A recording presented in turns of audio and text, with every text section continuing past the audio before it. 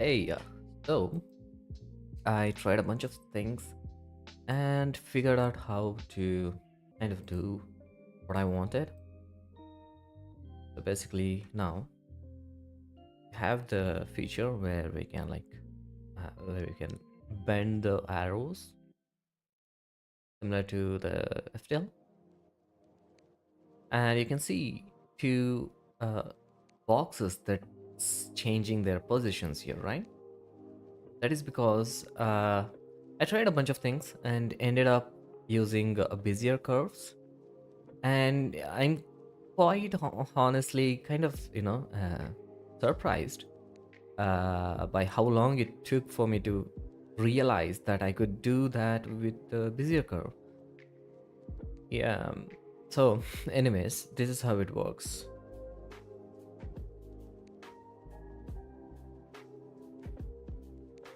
Okay.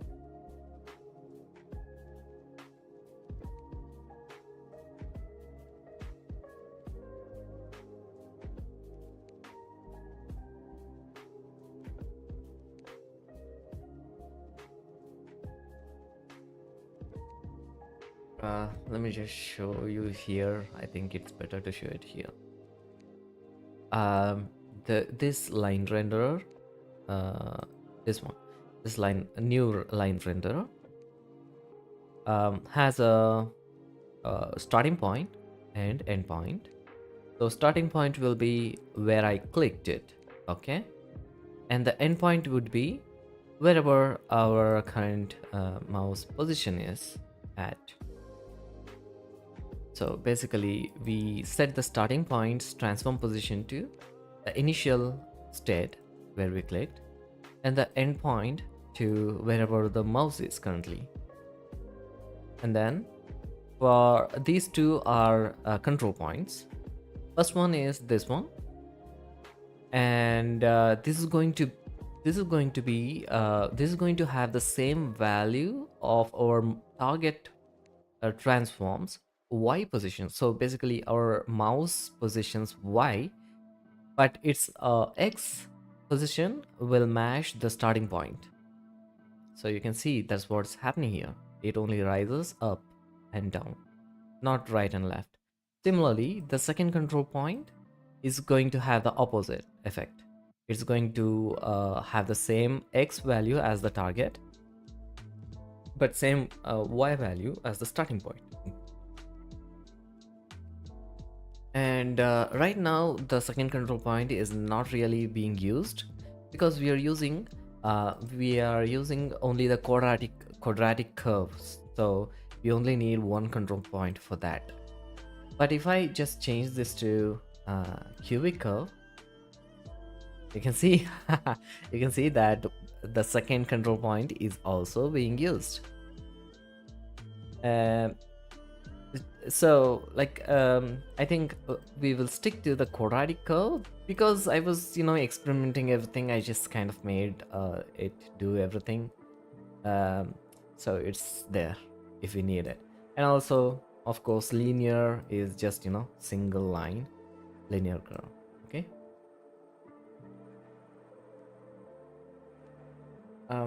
Now I'm going to clean up all the extra stuff that I did and also rename and reorganize these things. First, I'm going to start by setting this name to start point, and then this is gonna be end point, and we don't need them to have any sprite renderers, so I'm going to, in fact, we can just disable the game object itself. So let's do that. Same for the control points as well. We don't need them enabled, so I'm going to disable them. This is gonna be control point 1, control point 2, and let me quickly check if they need to be enabled. For some reason they don't. So yeah, we don't even need the transform. We just need some points like vector 3 or vector 2 in this case, to be honest. but I think it's better to have them here. Um, as long as they're disabled, they're not even taking up any draw calls. So,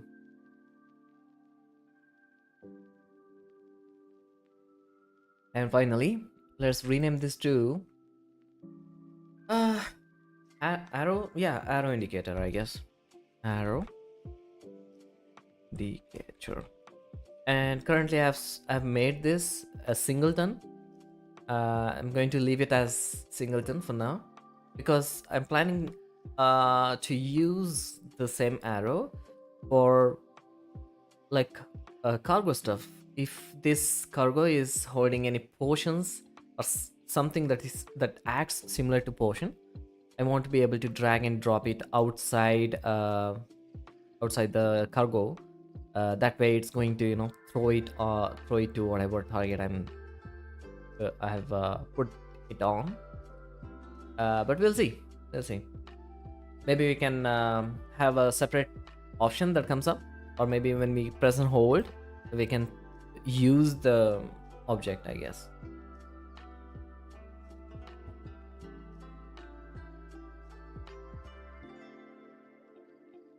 Okay. And of course, the segment count is going to tell me uh, how many points we need for the line renderer. Right now it only has 2, but since I've set it to 20, we'll have 20 positions. It just defines uh, how smooth the curve is. I'm going to rename the fields as well. So the first one is starting point. Start point. Let's just start point. And then this is gonna be. See, oh, my bad. My bad. Okay, there you go.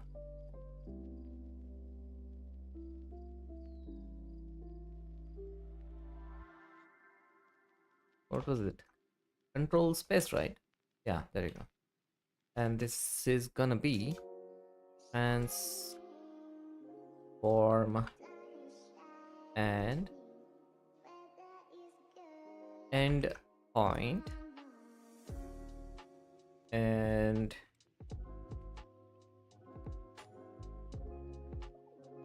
this is gonna be, let me just copy this and paste it here, and do the same for this.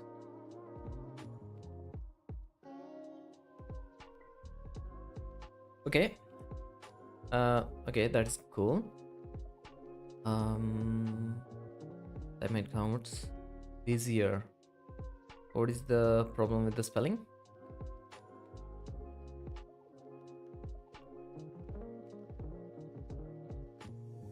Bezier.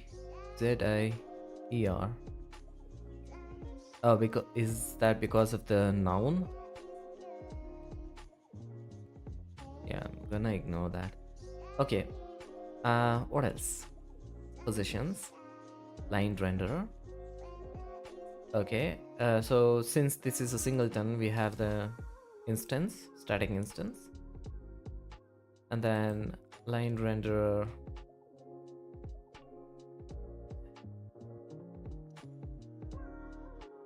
We have this required component of line renderer, so it will always be attached to the, I mean, this won't be null ever when we use the get component, so don't need to do any null checks. Position, blah blah.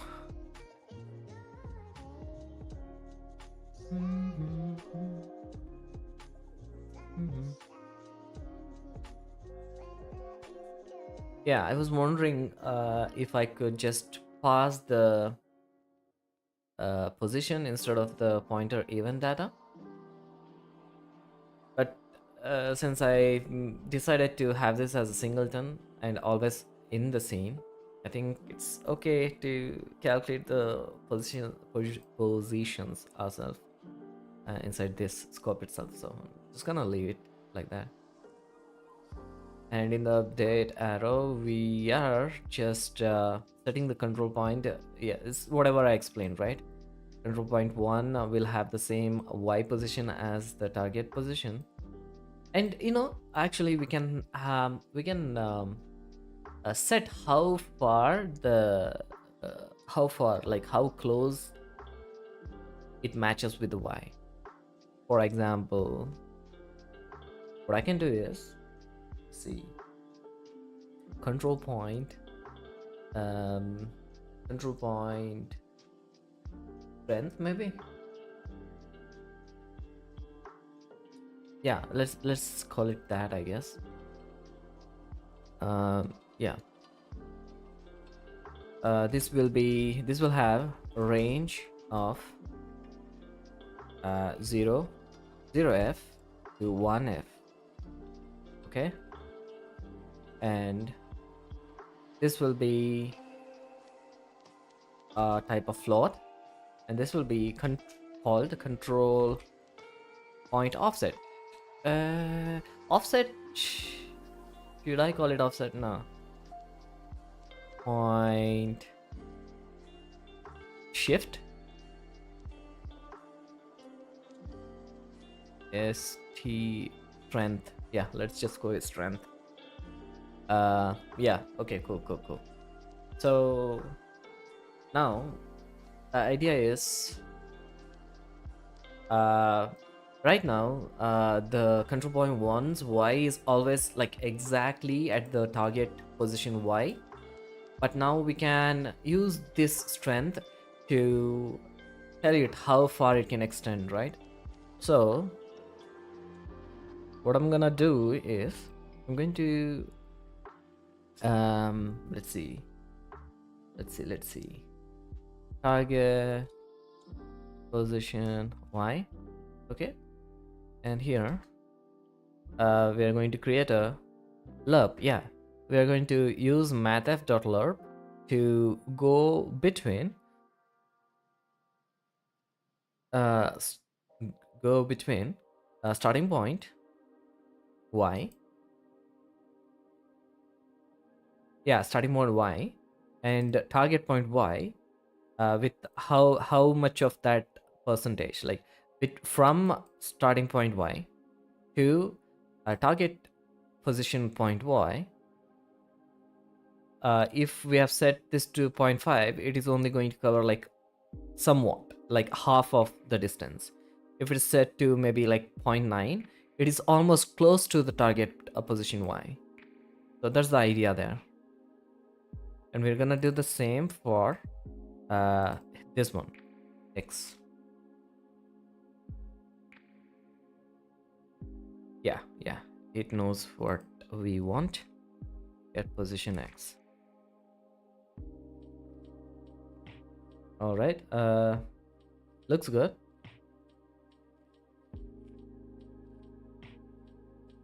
I'm gonna add some blank lines so it is more clear. Okay, we can move the update. This can be private. No, we are calling it from somewhere else, right? Yeah, we are calling from this one. Okay, fine. So we have the public APIs, that is begin arrow, update arrow, and end arrow, and these are private ones. We don't need a linear curve, and to be honest, the cubic curve is also not necessary right now, but I'm gonna leave it. Yeah, I'm gonna leave it. I'm just gonna move the quadratic calculation right below this one, and then cubic is already stacked together. Okay, so these are these two are not being used. I'm just gonna leave it for now. If you're not using it, it's not going to cause us any uh, it's not going to, I mean, I guess since we are using the enum, it's an option. I'm just gonna leave it as it is. And when we are using the same line, same script from other stuff, we can maybe go with the cubic when we are dragging things from the cargo, right? Okay, let's test this. So right now we have set the strength to 0.5, and uh, yeah, we need to assign them again because we renamed those things, right? Let's assign them start, end, and control point 1, control point 2. Those are already set. I'm going to re-enable them so we can see them on the scene. Okay, now I'm going to drag, and we can see that it's more like it's not like at the exact spot where my target Y is. But if I increase the setting to 8.5, I mean 85%, now it's a lot closer to my actual target position. Yeah. Okay, this is great. Look at this. It's almost close to the target Y. And if it's all the way to 1, it's gonna be right at the target. I think this is actually better than the other settings. I'm just gonna leave it at 1. And before I over engineer this a lot more, I'm going to delete the unused scripts. Arrow indicator should go away, and then I don't have to call this with Bezier anymore, so I'm going to rename that to just arrow indicator, or maybe with Bezier is all right. Let me just leave it like that. Not using this material, so it should go away. Okay, this is also not being used, so delete it.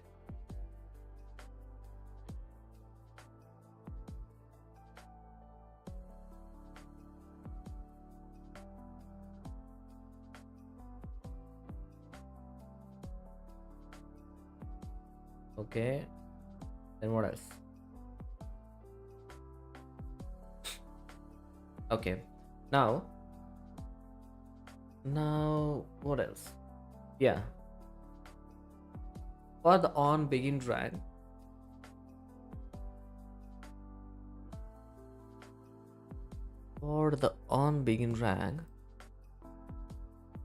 what I want to do is I want to set the event data pointer to the slot position, like exact center of the slot position. So instead of only passing the position for this one, where is it? Here. We're calling event data dot position, right? So what we can do is set the event data dot position to transform dot position. Let's see if this works. Maybe we should convert that to screen space, maybe, not sure. I mean word space.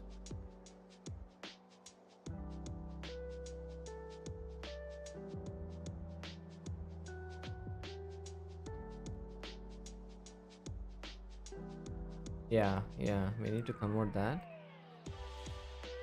Okay, I see. So I think it's better to just make the conversions right there, then pass it. But we need a UI canvas for that, right? But we are only using the canvas for the camera. So technically, yeah. Give me a second. I'm going to comment this. Go back here and comment this canvas as well. and we are using the plane distance from that as well. So what we are gonna do is mm, first one is camera. So let's go with the camera dot main. Okay, and then the plane distance we can get it from the camera itself. So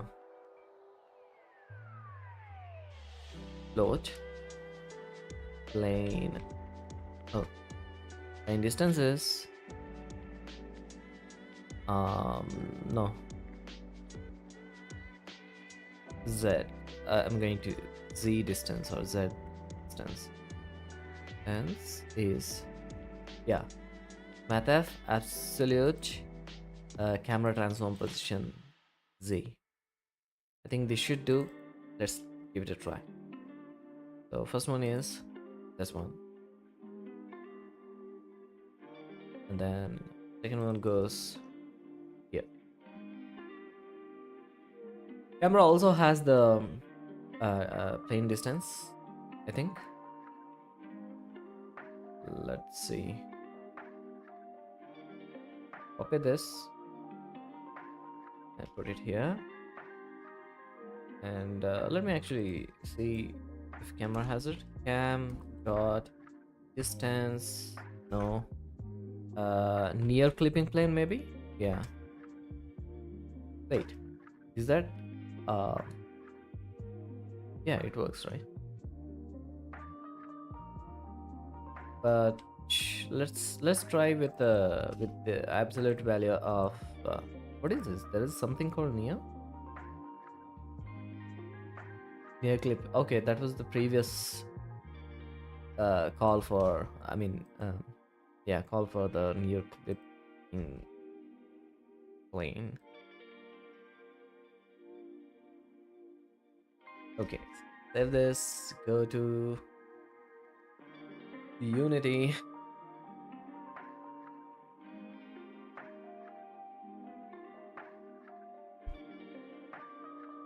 and let's play.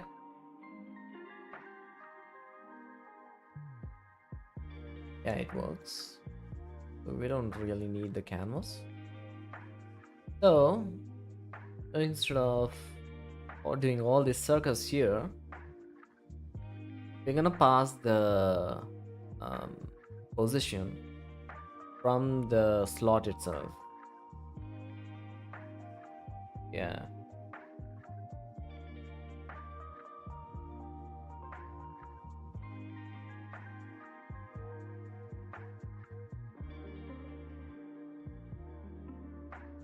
Hmm. Let's test if this works as well. Here, click plane.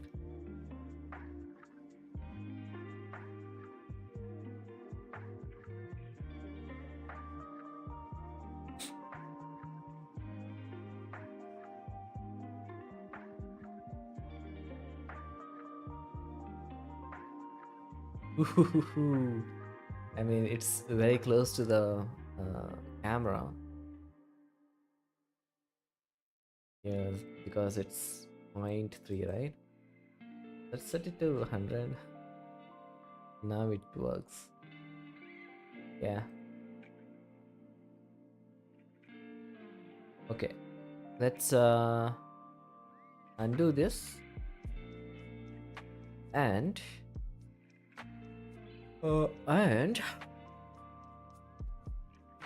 replace this with a vector 3 position.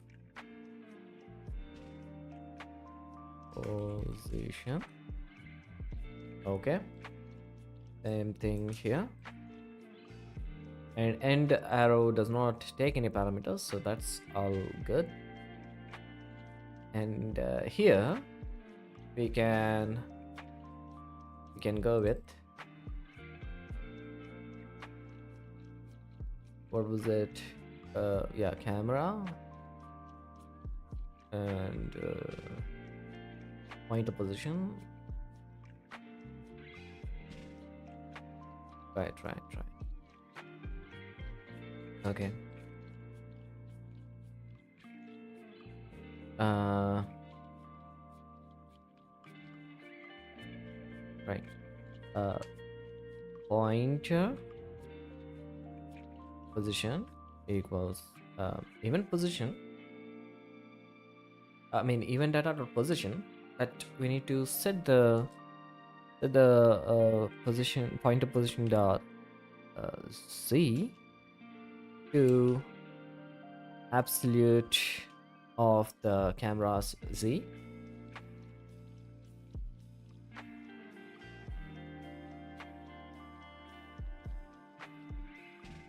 It's a new vector, right? Oh, okay. So this is. I see. I see. I see. I see. We can cast it like this, and that should fix it. Or we can just go with the new camera, blah blah blah, right? I guess that I mean new vector 3 is better. Let's just go with that. Yeah, and then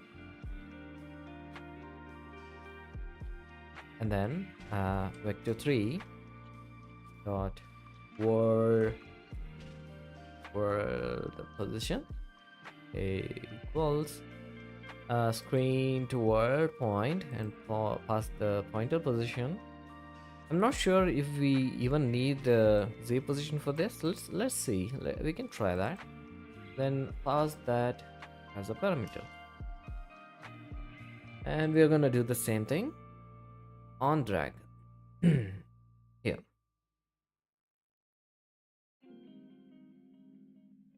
So here what I'm thinking is we're gonna create the pointer here. So this is gonna be vector 3 dot pointer position is so and so, and then word position also we get it there, and finally we pass the word position here. But inside this if block, if we have locked the target shape, we can set the word position to target shape transform dot position and break out of this for each loop. All right. Save the changes, go to Unity. And what is the issue? Oh yeah, we need to make those changes here as well, right? So we are getting the position directly from here. So we don't need this word position anymore. We can just set that position here. And here also we can just share that position. And now we can just remove all these lines.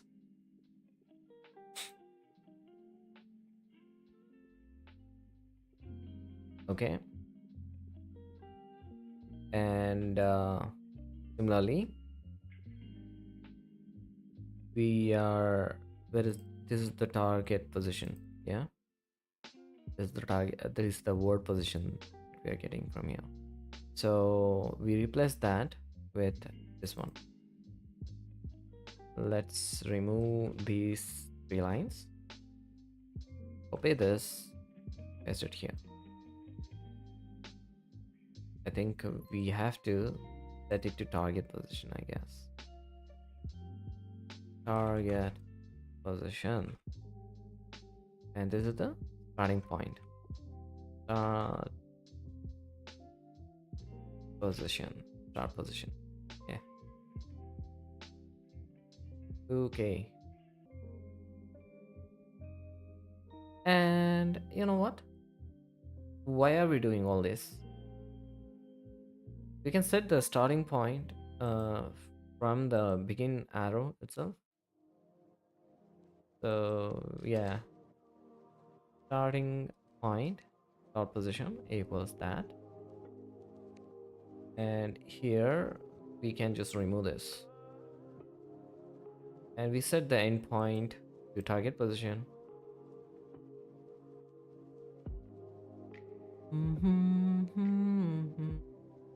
And then control points. Yeah, yeah. Let's do it here.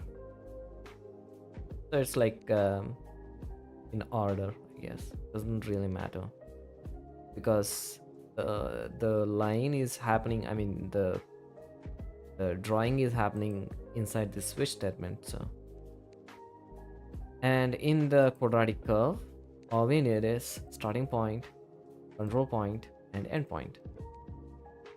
I mean, control point one. And yep, this is good. There's the scripts. Let's test this.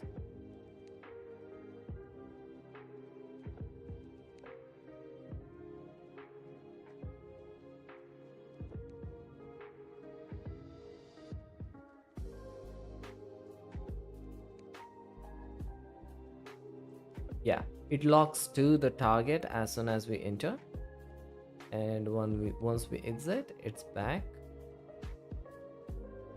All right.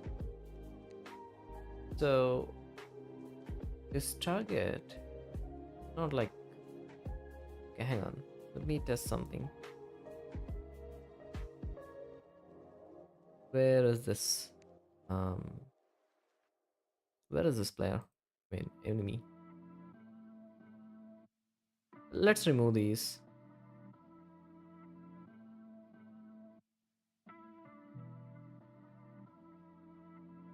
Oh wait. Why do we have these prefabs?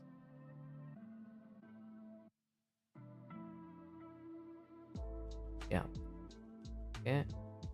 Remove this. And inside this canvas, we have an active skill target, right? So if I change the opacity, why is it not aligned? Ah, because of the D position. Okay, now it should actually work. Display, close, equip, and boom. Boom, there you go. That's nice. Okay. Yep. Okay, that's awesome. And what were we checking here earlier? Hmm. Hmm.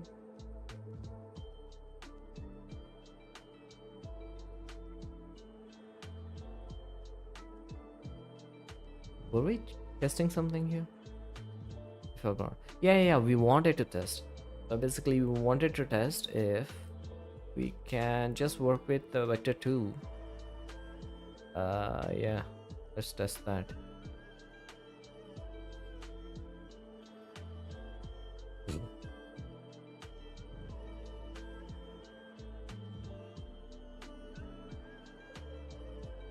For this, I can just click this endpoint so we can see the position here.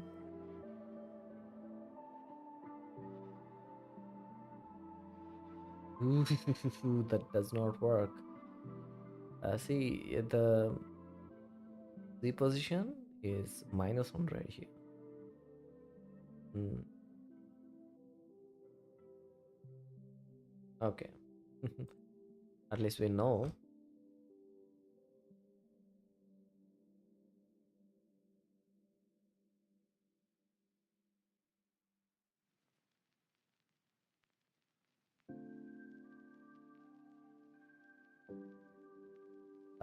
Doesn't I mean, if we were using the overlay, we wouldn't need to convert anything.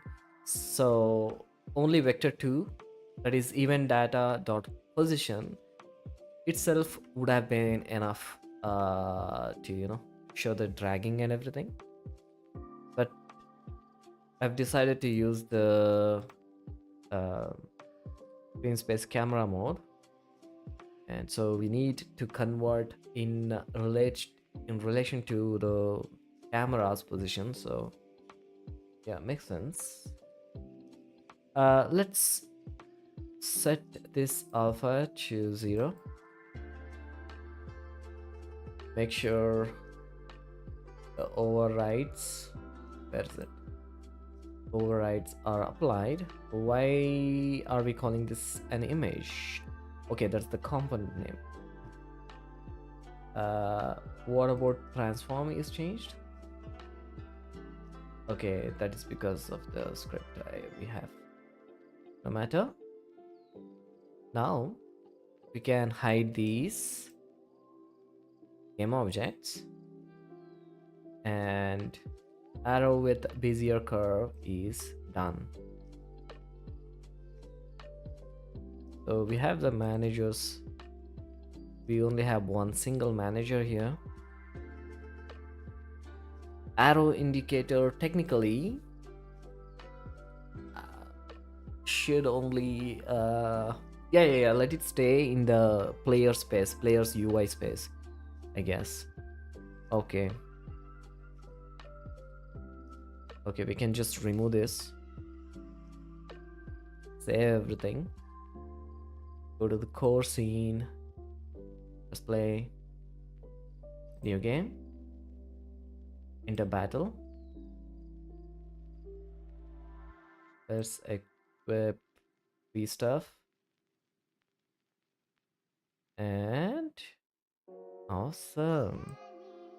And okay, I'm happy with this.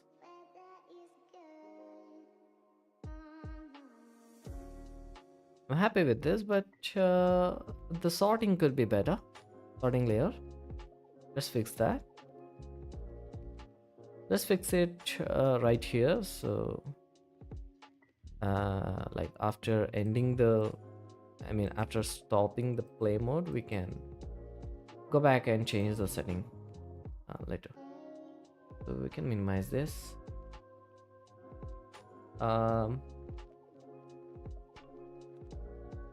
Where is the sorting for this? Here we don't have any extra sorting layers, so let's add some.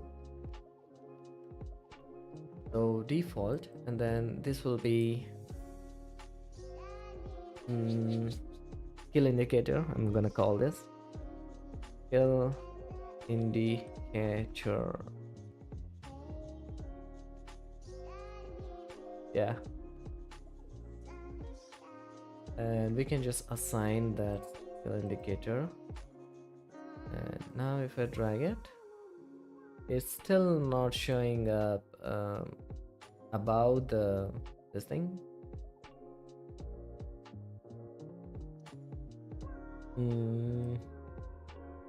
But what if we set the canvas to something else?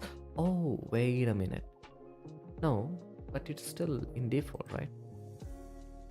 So this belongs to the gameplay main. Let's go there. And in the canvas, we have set the order in layer to huge number, but it's still in the default one. So how come this is not working? I mean, if we change this plane distance, it will work. Let's go to scene view, into 3D mode. Oh, it was already in 3D mode. And let's see. So these things,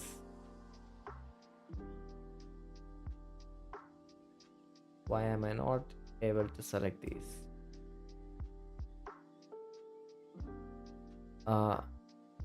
Right panel, BG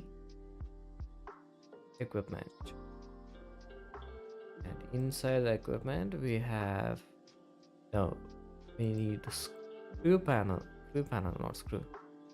Screw panel slot container. Okay, they're all at 0 Z, and even their parents are at 0 Z, right?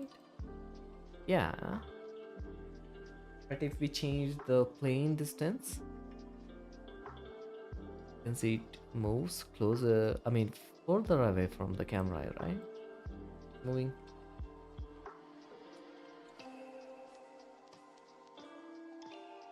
So the camera is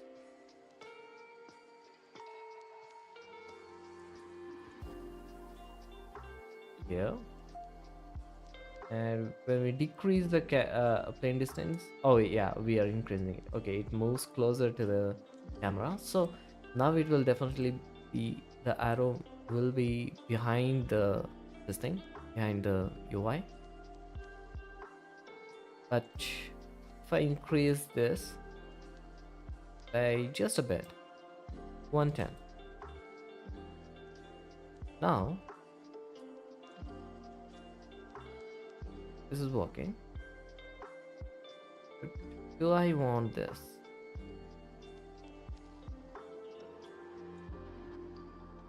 Do I want this?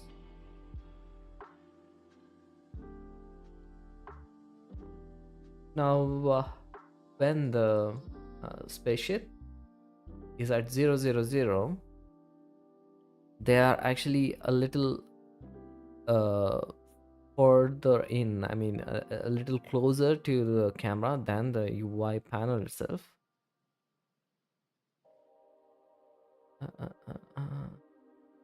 Here, inside the enemy spawners, we have the spawned spaceships, and right now they are at 000. Hang on, am I live?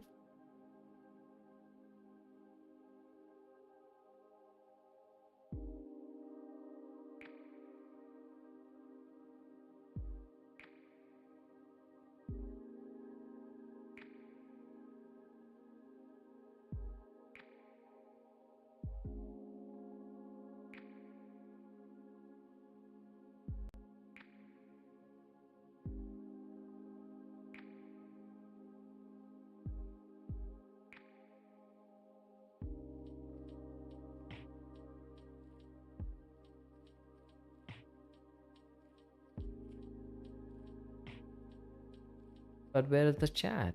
Live chat? I don't see it.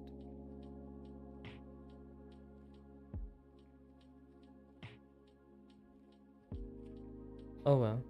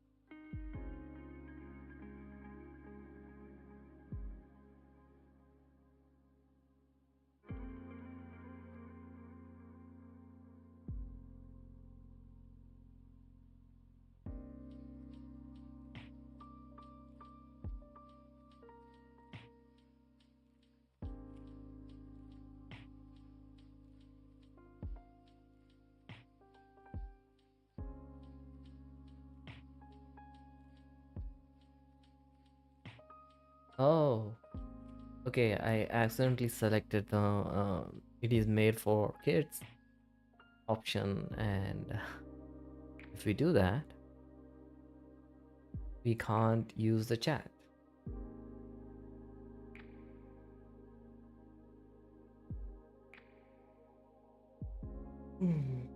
Okay. All right. So changes did I make? Sorting layer did not help, but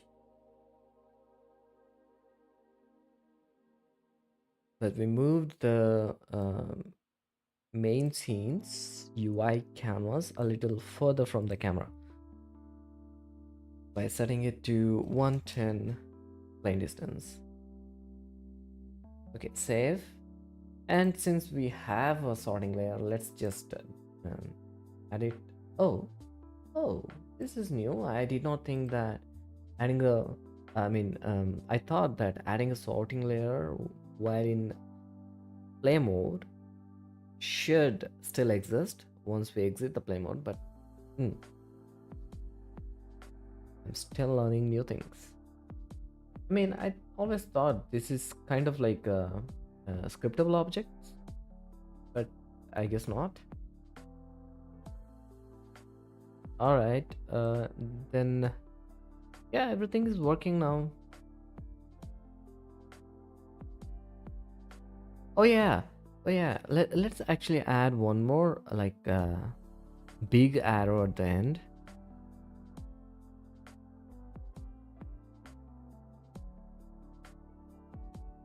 Since we are working in normal this thing, what we can do is, oh yeah, we can just enable this endpoint.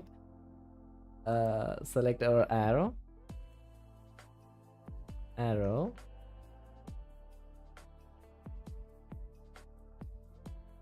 Uh,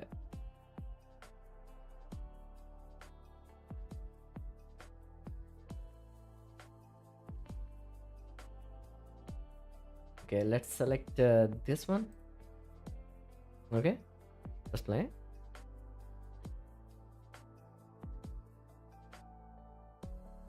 Okay, it needs to turn along with this thing. It needs to rotate. So let's do that. Indicator.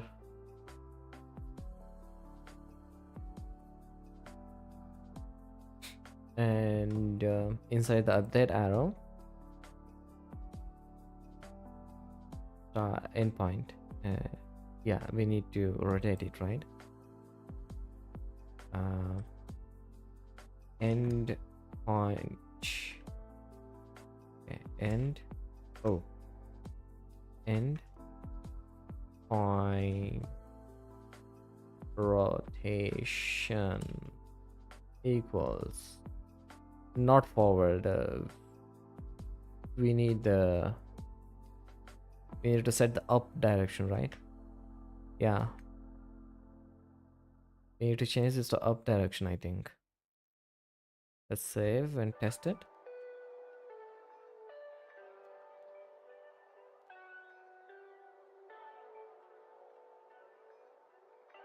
uh,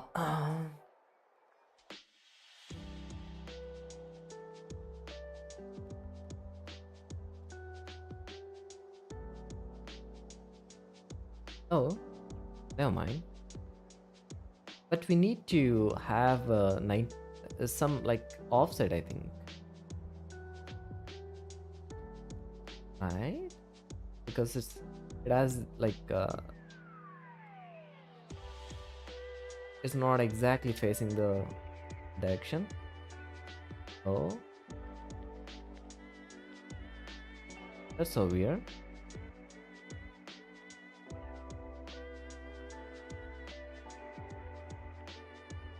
Okay, so the direction is being calculated from the starting point to the end point. Yeah, that's why we are getting that.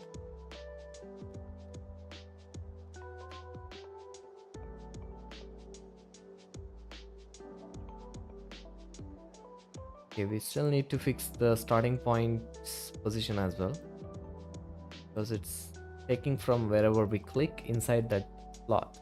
So we need to fix that. And what about this one?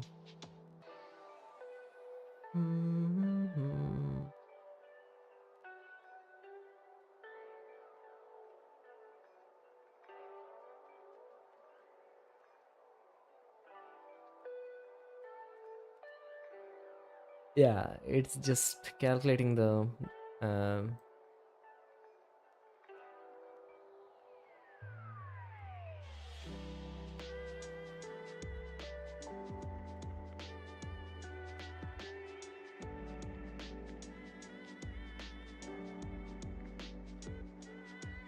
what about, what if we try to rotate it inside the quadratic curve?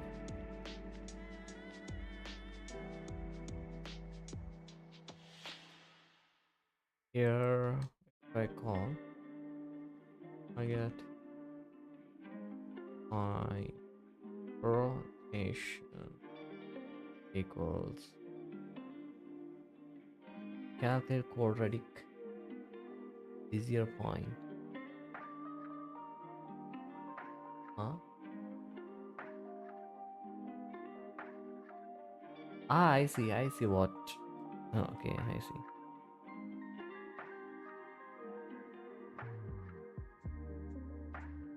And oh no! Wait. So it's passing the vector 3, right?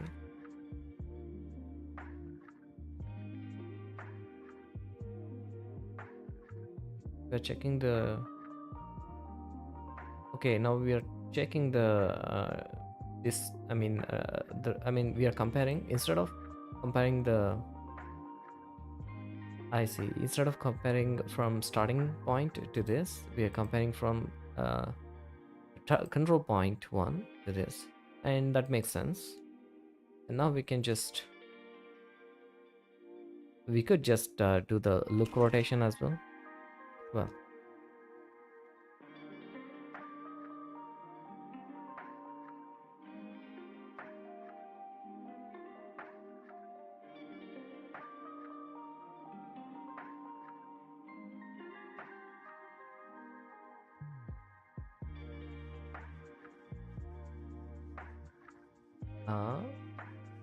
uh, so wait. So, okay, anyways, this gave me an idea. Here, here, right here, we are checking the distance between starting point.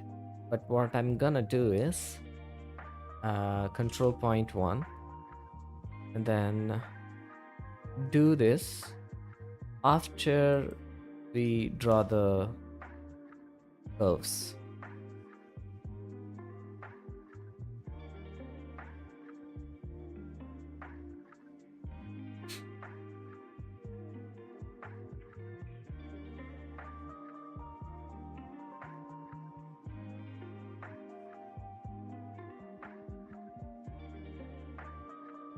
Yeah, yeah. It's a little. Oh man, it's actually very snappy. Not sure I like it. Oh man. Mm. But this actually kind of should work if we have this set to somewhat low. See?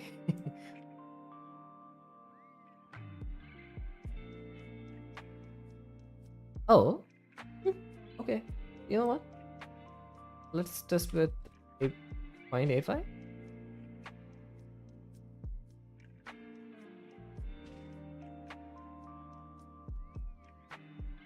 All right.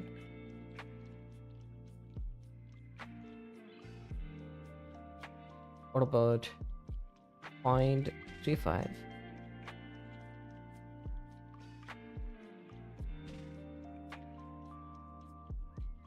Okay, I like it. I like the 8.5. Simple fix. No need to waste more time on this. This is actually looking nice. Maybe 8.85 is still kind of snappy, but it works. All we need to do now is enable and disable this one as well, along with line render.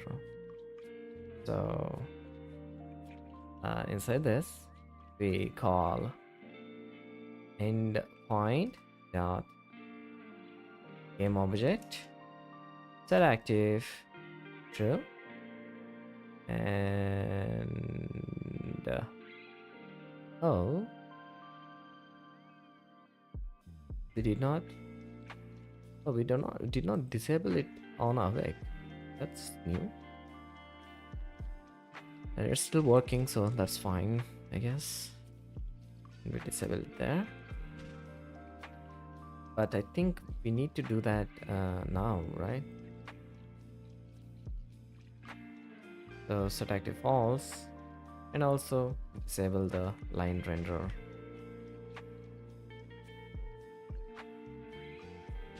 Because of this, yeah.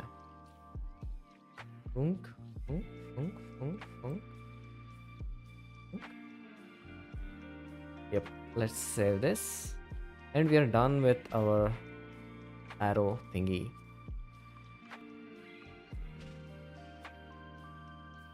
Or like instead of having that inside the array function, we could manually disable it, but anyways, I think it's safer like that. Now I can set this to red, and also do the same for our line renderer. We can do that from there or from our material.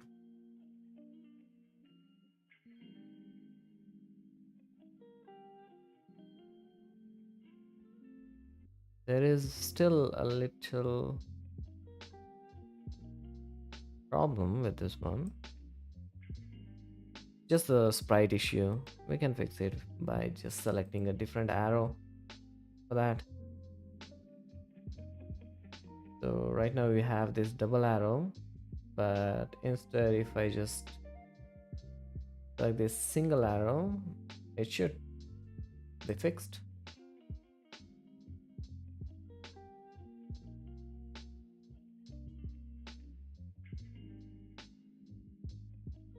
Oh, is it too small?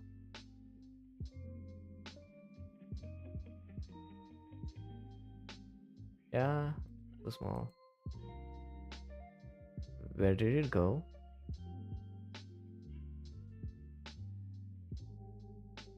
Sorry.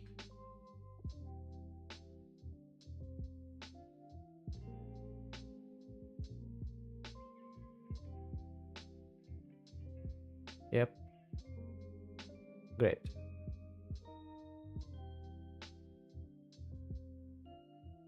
What if I just select the arrow that I downloaded?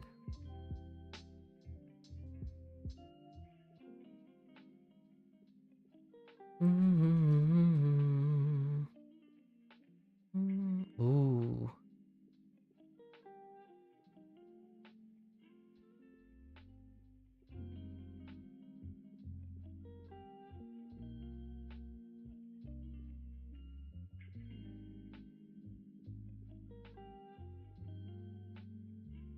Ah, wrong direction.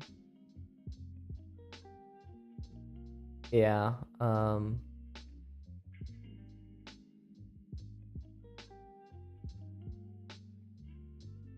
Yep.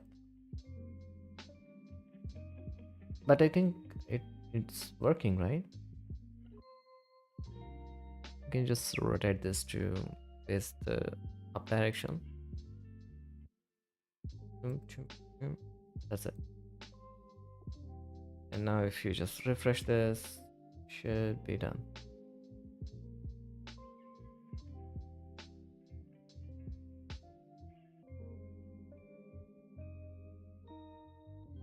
Yeah. Okay, we are done. Just let this do something like 10, disable, and we are good. Okay, we have the arrow indicator now. So this is also done. Drag and drop on targets.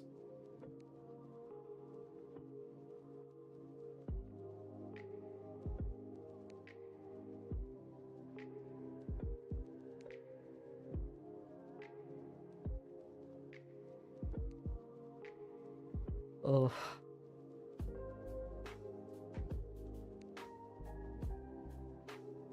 Okay, we created a lot of materials. Let's make sure there are nothing extra there. Then we have created some font. I don't remember doing that.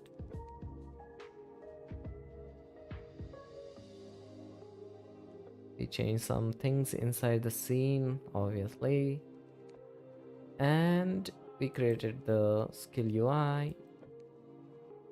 No, we modified it.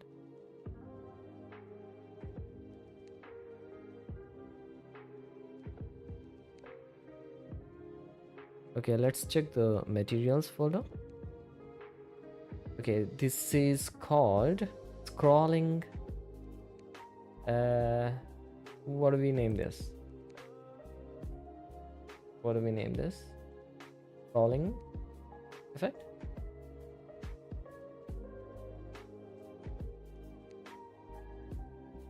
Scrolling shader material shader era graph, and this is gonna be scrolling material.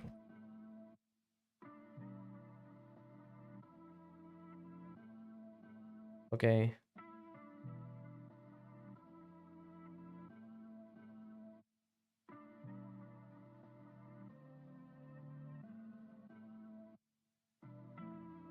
The last one was implement skill button drag and drop logic. And now what did we do? Drag and drop on target. Implement drag and drop on target.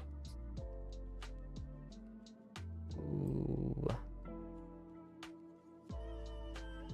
Okay, it's been 1 hour, so I'm going to take a small break, and yeah, I'll think about what to do next while I'm taking the break.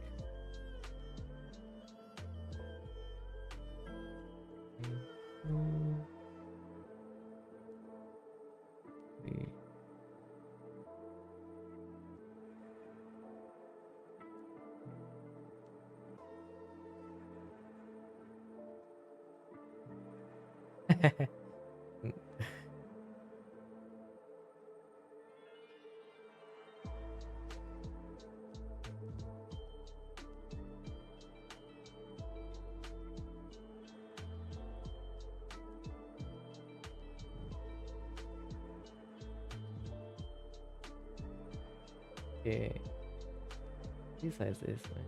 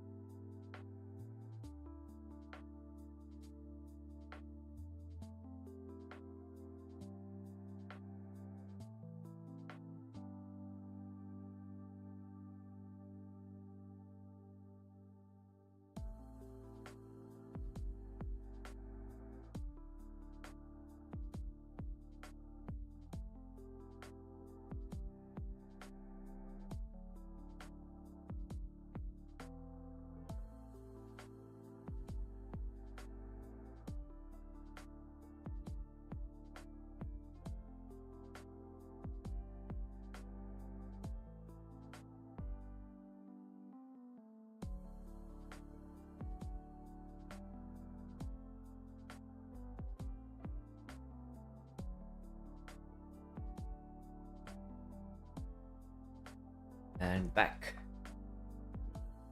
And finally, we are just going to execute the skill. Let's do that.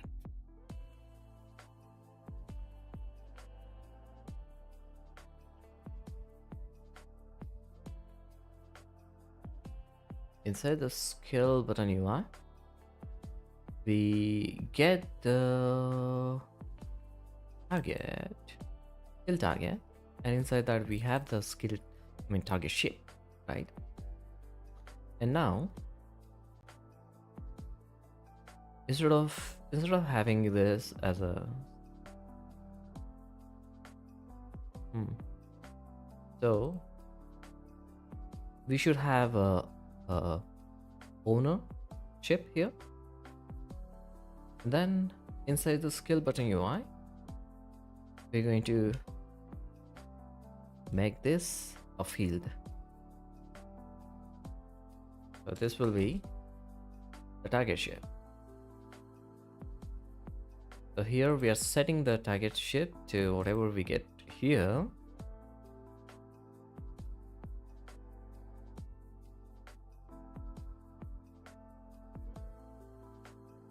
If target is not null, do this.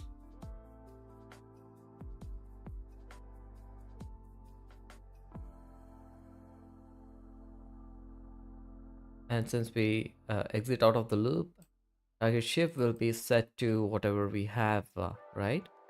But what happens when we exit? When we take it out of that? Let's actually see this in the inspector instead of racking our head.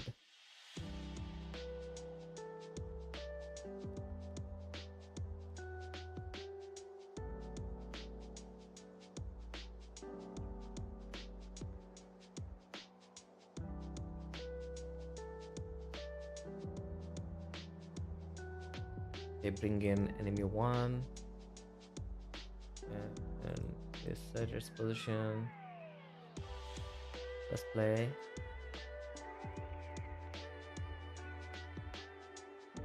And we need the kill button. That is the left panel, bottom panel, kill container. Yeah, this skill button. Right now the target spaceship is none. And now we have enemy 1, but when we exit out of it, we still have the old enemy, which is a problem. So yeah, that's going to be a problem. So what we're going to do instead is, if we don't find this, else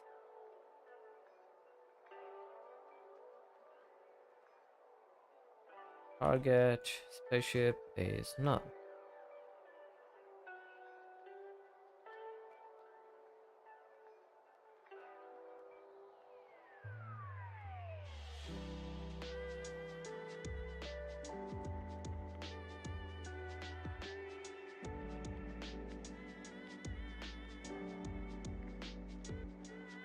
Let's do this one more time. Now we have enemy 1, but now we don't have it. 1, enemy 1, and on end drag, we are going to execute the skill, right? So here we're gonna check if target ship is null. Yeah, if target ship is not null, we execute it. If not, no valid target selected. Okay, let's see.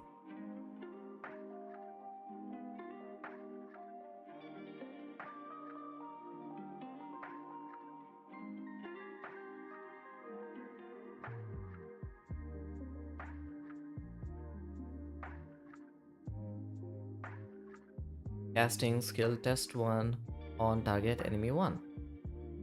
Yeah, if we leave it, we would get the same thing, but if we leave it outside this enemy, no valid target selected.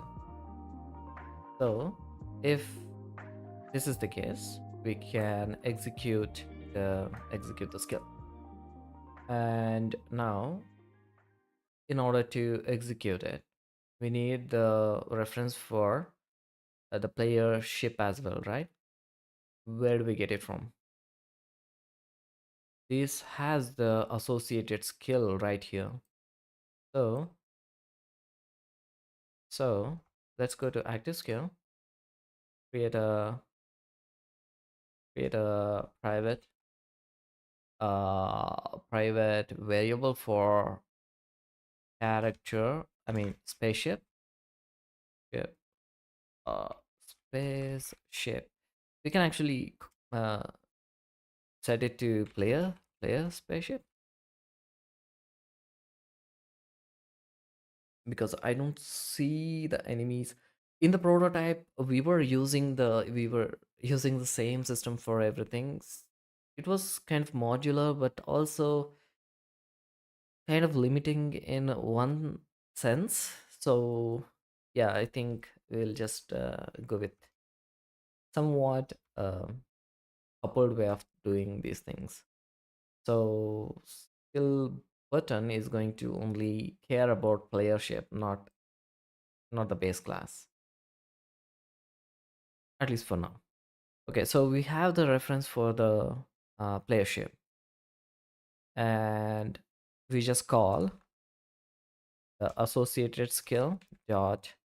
We can just call execute, right? I mean, we could create a execute execute target playership like this, and inside this method,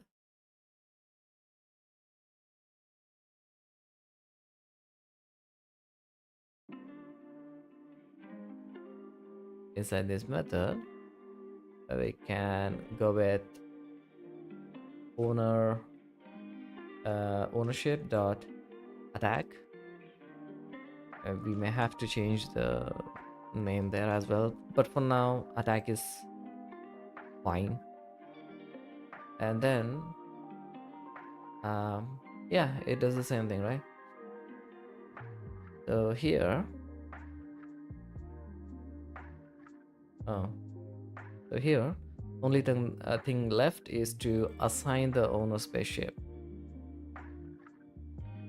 Let's create a public void initialize and pass the owner spaceship, and we are going to call this when we instantiate this active skill,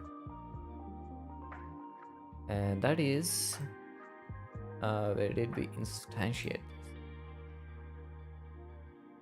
Find all reference,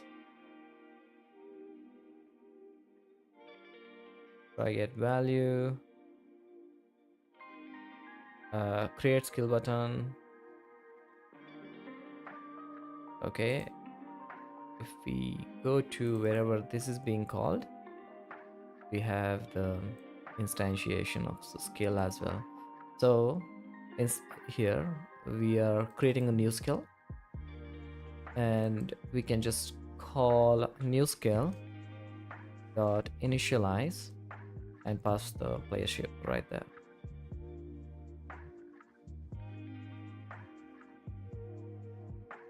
Save, and let's test this.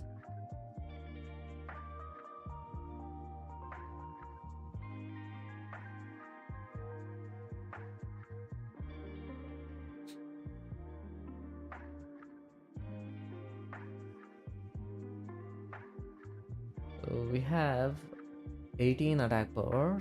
So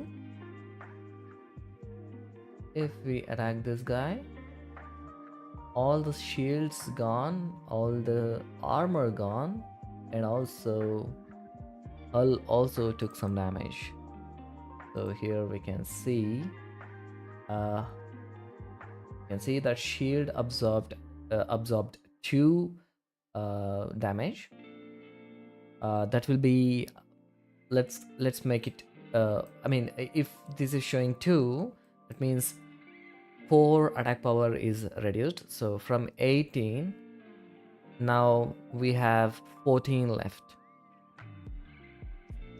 No, wait, 18, right? So 18 minus 4 is 14, right? Yeah. Okay, then we did 10 more damage to the armor. Armor should be neutral, so remove 10. Oh, yeah, yeah, makes sense. So this is the damage. Okay. So 10 removed from 14 is like we have 4 attack power left. So that 4 is converted into 8 because the physical damage is super effective against Hull. So Hull took 8 damage. Yeah, makes sense. Alrighty. Okay, so this is great.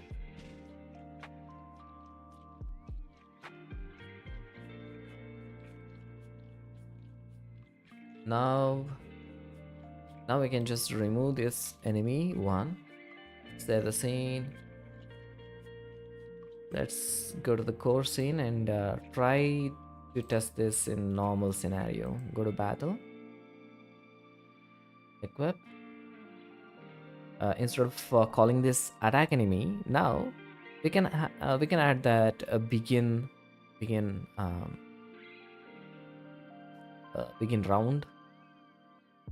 So for now, I'm just going to manually set it to player turn and drag and drop this. Okay, I did damage on one guy. Now we can set the cooldown for this skill. Right now we don't have it. So once the cooldown is triggered, we can't take any other actions. If that's the case, we can end the turn and enemies are going to automatically hit us when we end it, which is not happening. Let's see why. Wait, before I do anything, let's commit these changes.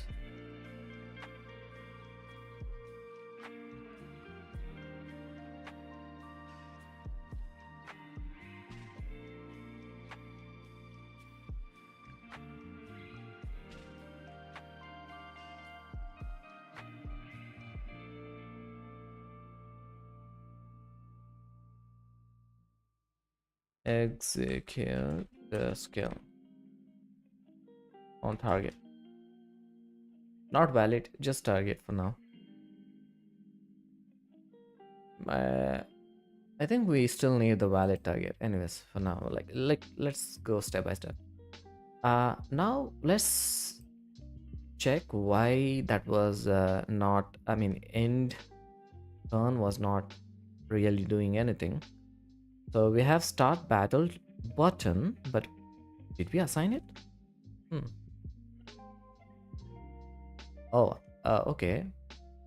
Okay, so for this, we need to go to the battle scene and inside the manager, turn manager, we have start button. Why? Oh, okay, this is the old buttons. I see. We can remove this one also,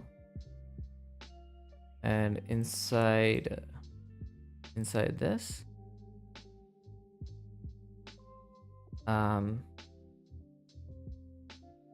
inside this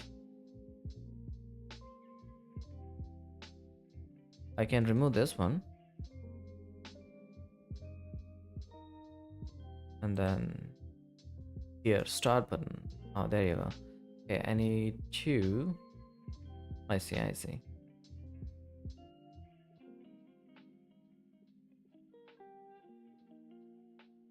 So before, like when we just enter the battle scene, we need to disable all the button but the start button, and then once we start the button, we disable that and enable these two buttons.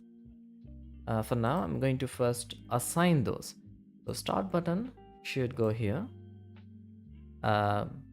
we have end button as well, so do that. And what else?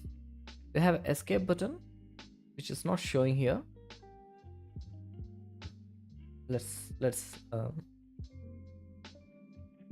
I'm not sure if we need to do the escape feature. I'm going to add it for now. So end player turn, start battle, then finally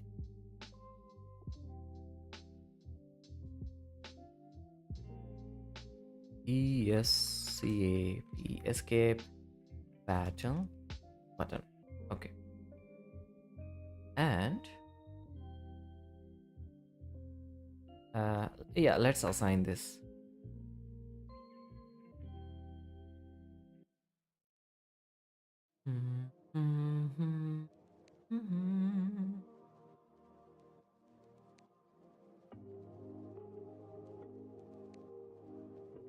Okay, so we are not using the enemy turn anywhere.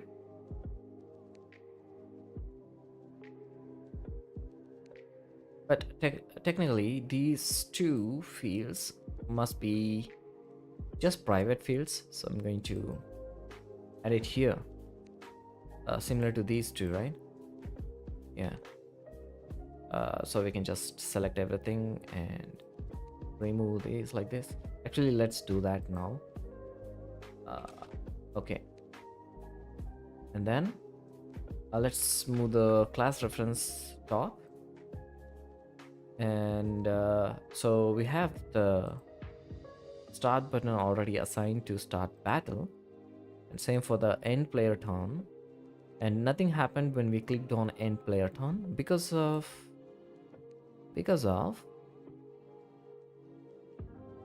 I don't know. It was player turn. If it's not player turn, return. That's fine.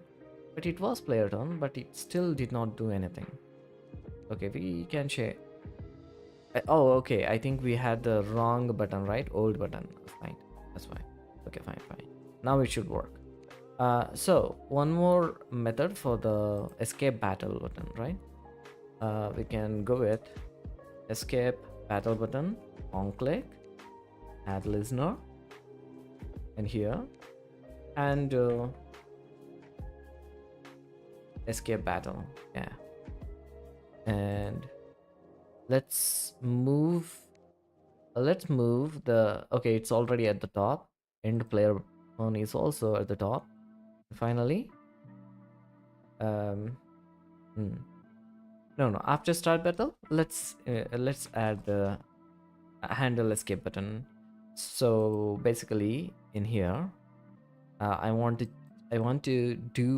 perform the enemy's execution once. Perform enemy round once, and if player survives, he can escape. Escape as in we go back to the main battle scene, the map. Okay, so now it does not do anything. That's fine.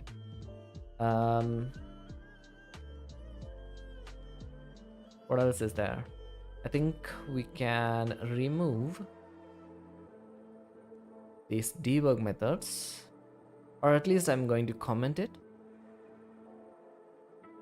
so I don't miss out on any unintentional coupling or references.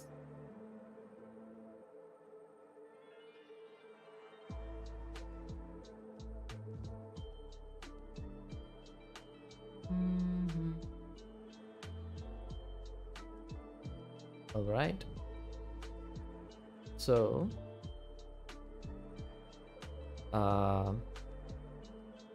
let's make sure we have assigned everything. We did. Okay, what was missing was the enabling and disabling the buttons, right? So on start, I want to, okay, on start we are going to the loadout state, right?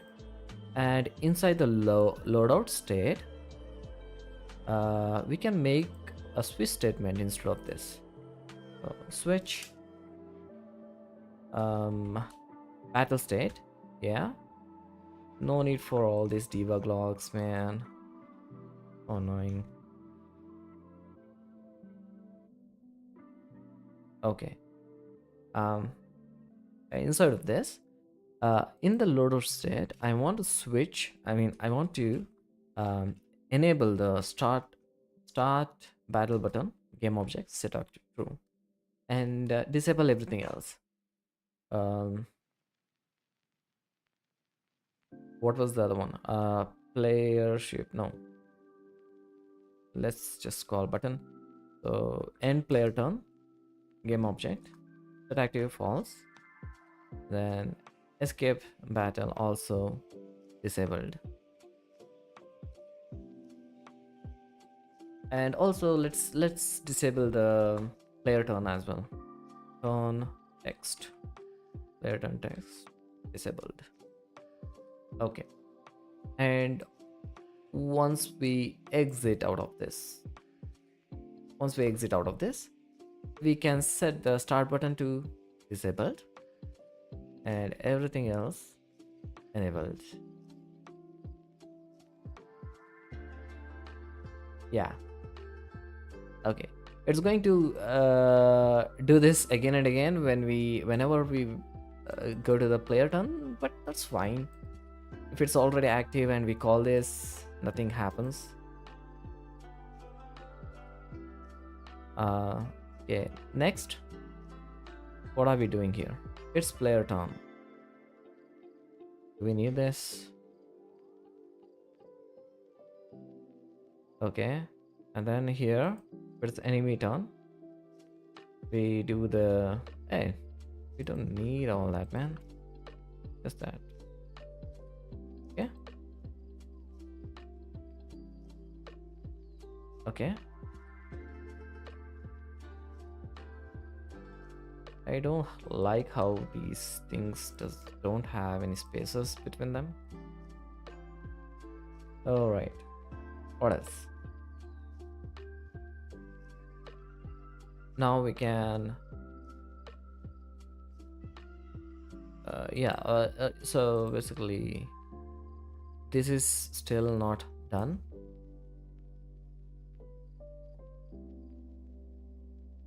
Fine, it's fine. Oh wait. What is this?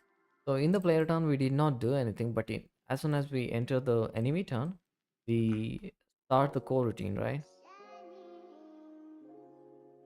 Start coroutine, and that's it.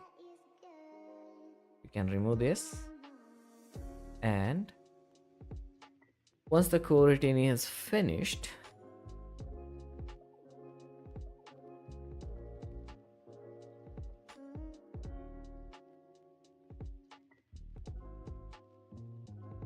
okay,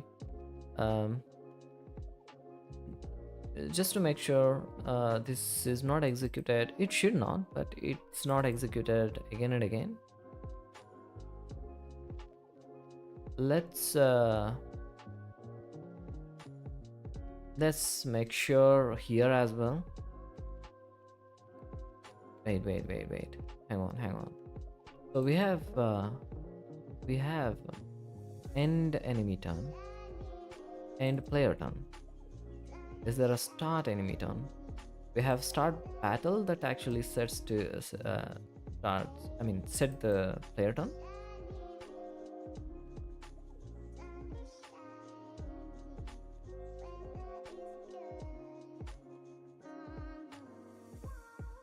This is going to get nasty as we keep doing this again and again. So instead of this, I'm going to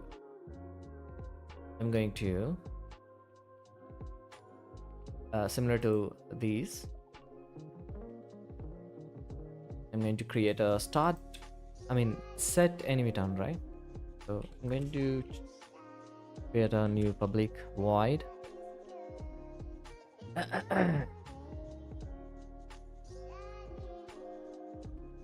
set player turn. Okay, and inside this I'm going to check if it's not player turn.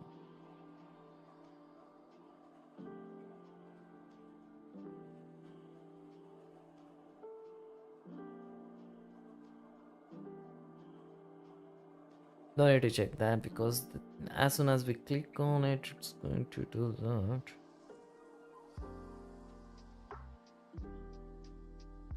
If if already if uh,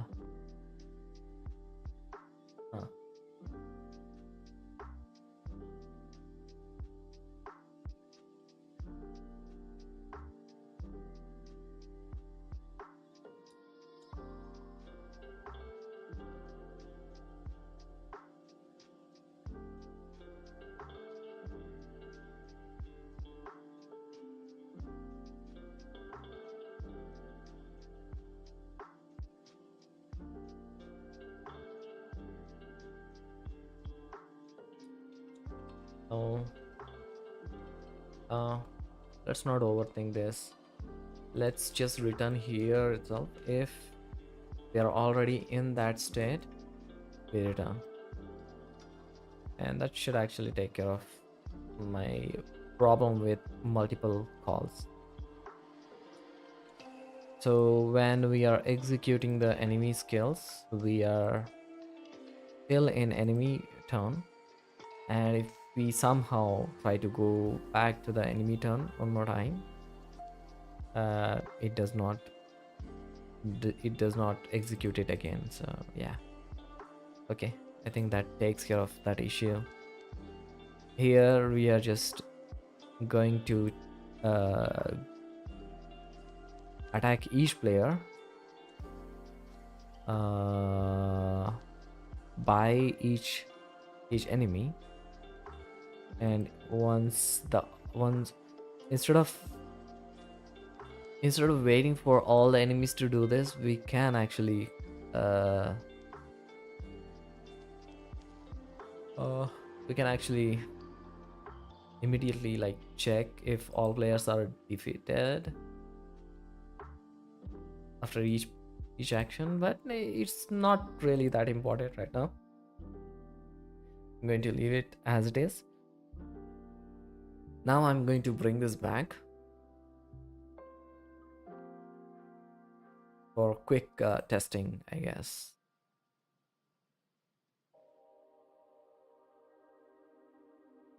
Okay,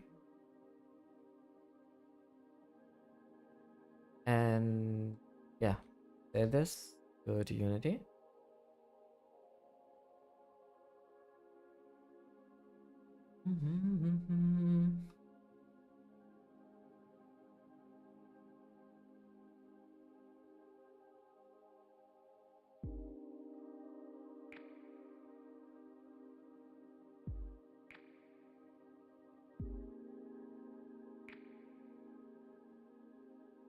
Oh, my bad.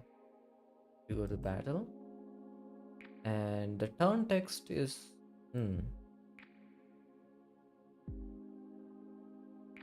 leave button. Leave button is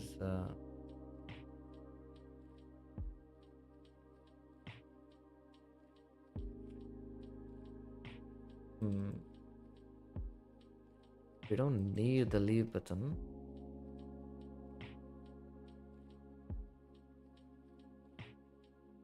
We are going to do that from the what? From the turn manager, right? So we can add a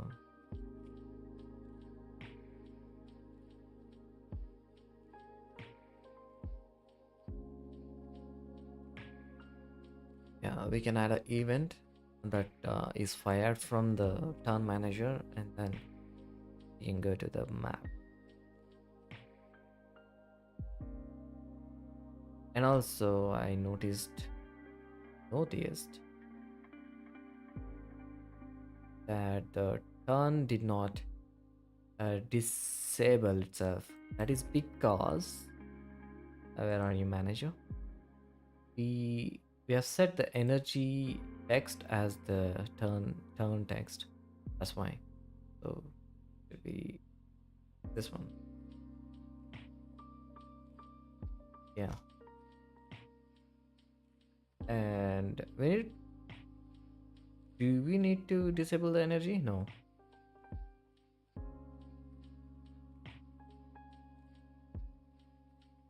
Play. New game. Battle.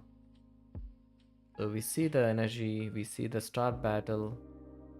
We can drag and drop to add new stuff. And right now we should be able to damage it. And that we need to prevent. How do we prevent that? So we need to make the turn manager state singleton as well. Okay, we'll do that. And now if let's see, we go to manager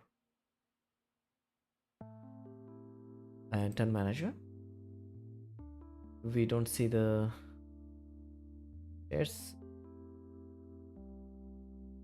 Now we do. And once we start battle, we go to the player turn and we can damage the... Oh, I wanted to avoid this. What? See, dude,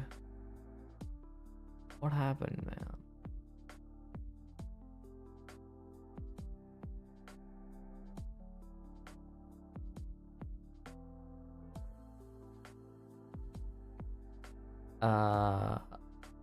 Is this the same thing?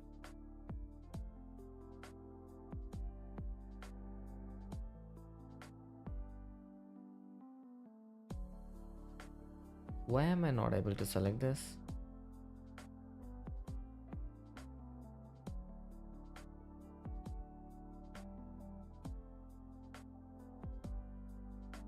Okay. Why?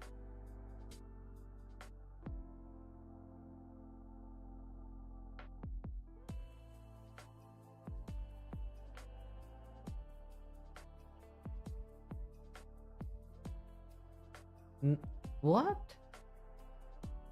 Oh, there. What happened there? Right now. What is happening right now? Why is it still selected? Huh.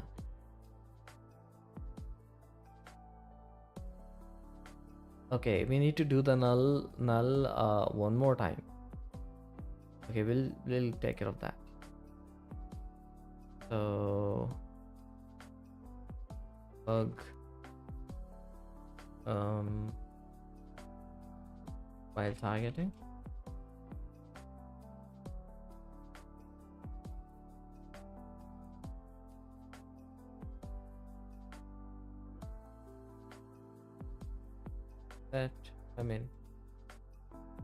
Set target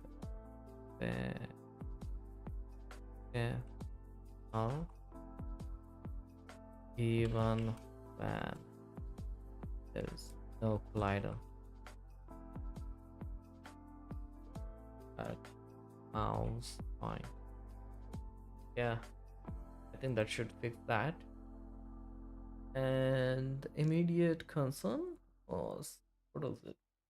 Nothing really. We're just testing it, I think. Yeah. On manager, we are in player state, and if I end state,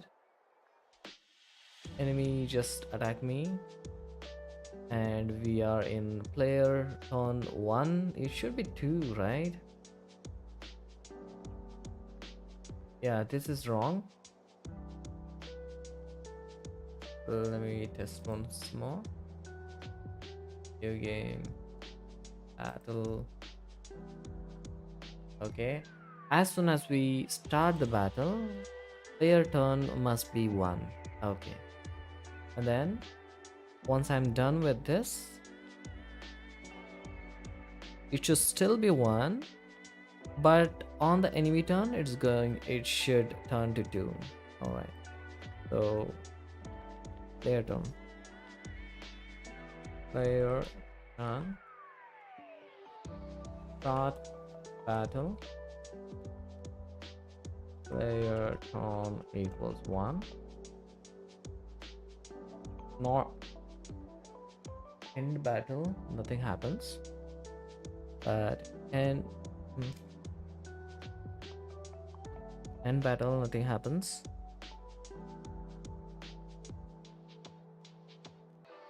Hang on. On player turn,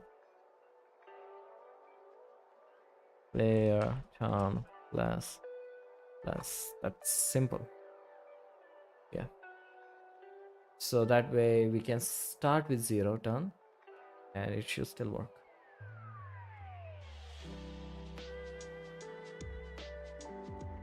Am I missing anything that could happen with the passives of rallies?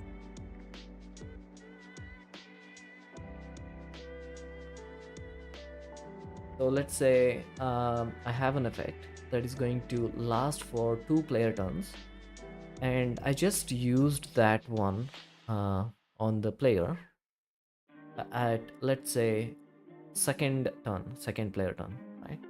So I used it, so it still says it will last for 2 turns. Yeah, so that should be technically, since I am at player turn 2, it should exhaust after 4th turn.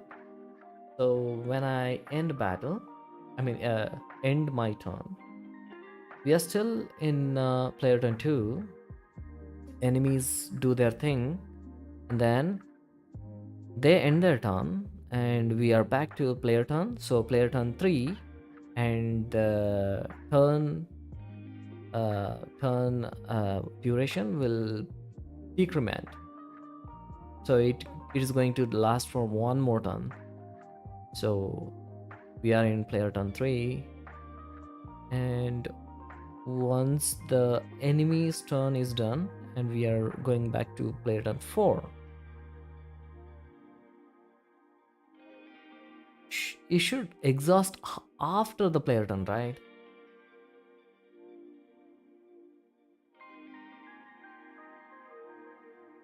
See, that's the issue now.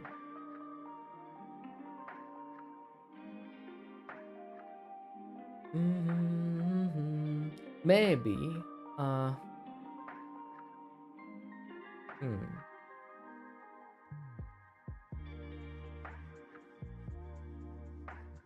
maybe uh we should check the expiration or whatever life cycle of the skills on the characters in turn, which is what I'm doing right now. But the thing is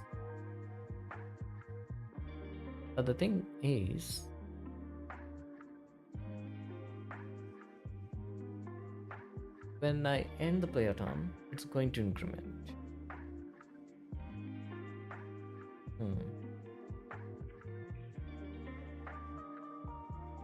We can always give it one more like offset, I guess.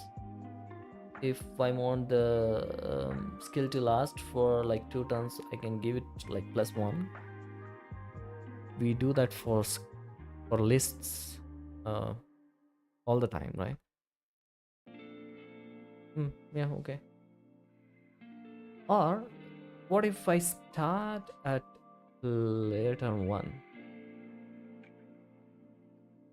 In that case,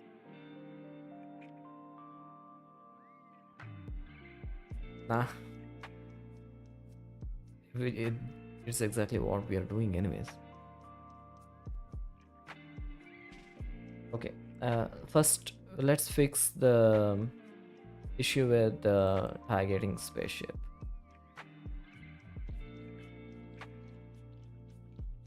what did we do here? Enable, disable stuff, right?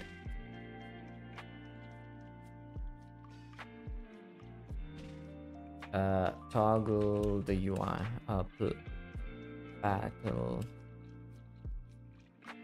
battle state UI.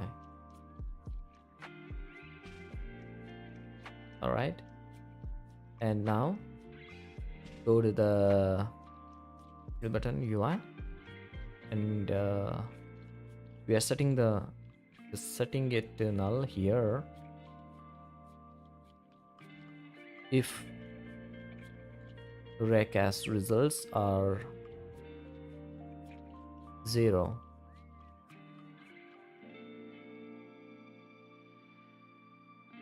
if raycast results are 0, this is not being executed. That's why we had that issue there.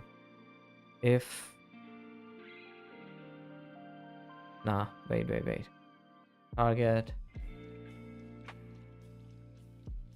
wait, if the raycast results dot count equals 0, then we set the target phase shift to null.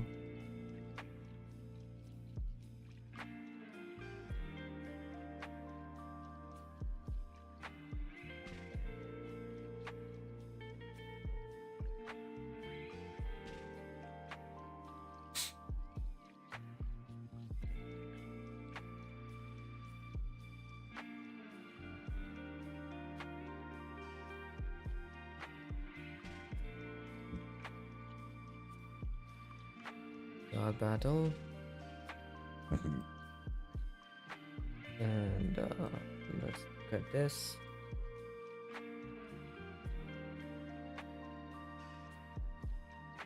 No target, but now we have a target. We don't. Awesome.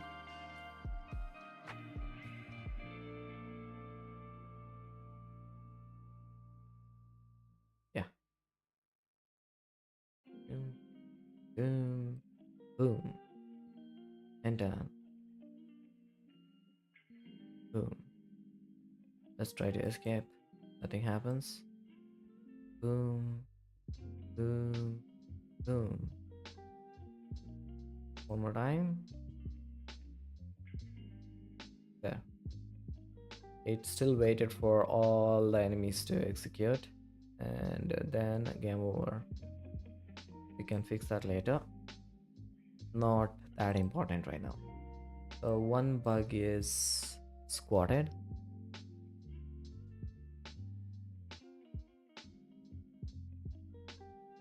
Squatted, not squatted. Let the target special. No, yeah, bug fix. Bug fix. Set the target wave shape to null when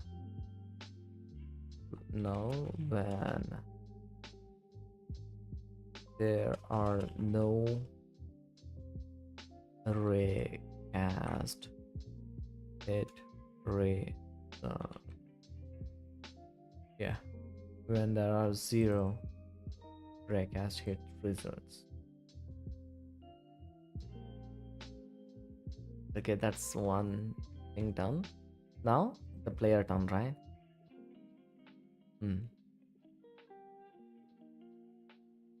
Turn manager, current player turn.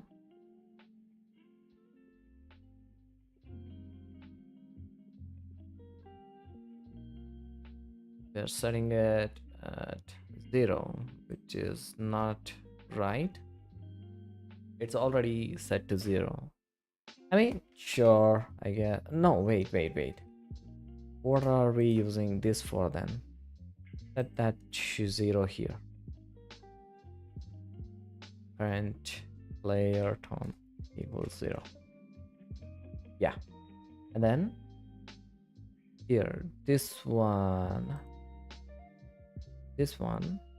should go inside the player turn. current player turn plus plus. Okay. Okay. And then update the UI. Wait a minute. Yeah, anyways, we are doing it here. We can remove these calls from here. Remove this as well.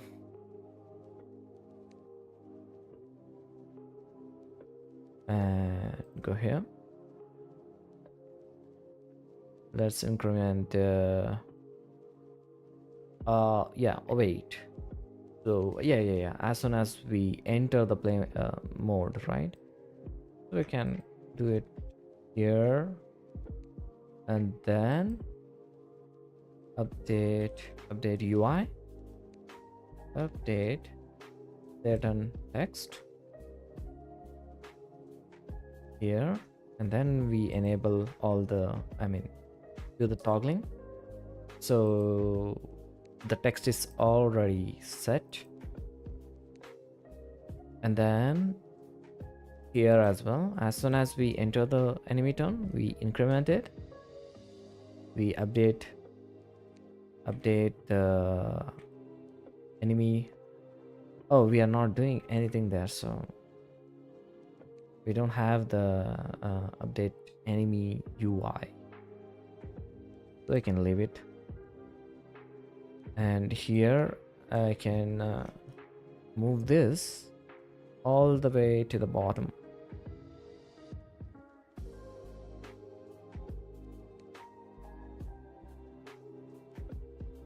There. Okay. Now we can imagine how the skill duration works, right? All right. Enter play mode. New game. Battle. So we enter the player state, and we are at player turn 1. And let's say this skill gives me some kind of stack. Maybe it applies some stack on this enemy, and that should say it will apply vulnerability for 2 more turns, right? So right now nothing, but when I end the turn, does it go down? Let's say it has weak instead of vulnerability. Yeah, so when I end the turn, it should still say it's going to last for 2 turns. End. 2. But now it should show like 1 more turn left. Yeah, that is weak or something like that, or vulnerability, right? So what I'm thinking is, when we do some kind of damage, it is going to apply the status effect first, and then no, that's wrong, right?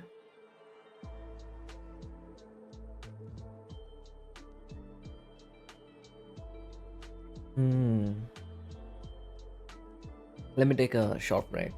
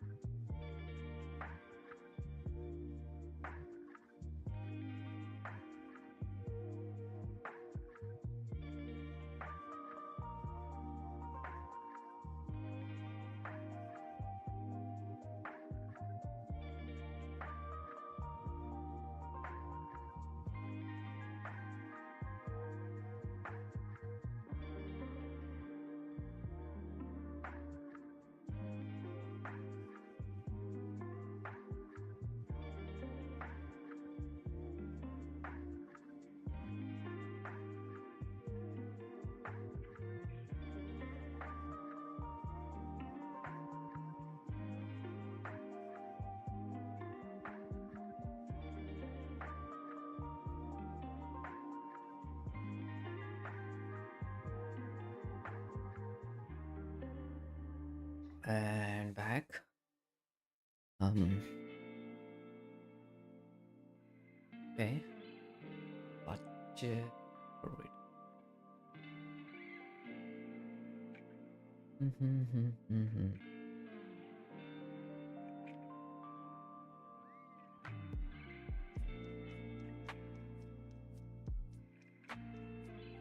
Yeah, I went to test out how the turns, when status effects behave in terms of their duration. In Slay the Spire, I thought I'd play for only for a couple of battles, but kind of ended up doing a full run. So yeah, it makes sense. What we have right now, it makes sense. So I'm gonna leave it like that. Okay. All right. So what's next? We can save this, and that was this one, right? So it's also a bug fix. Increment player turn on entering the player state rather than on ending player turn.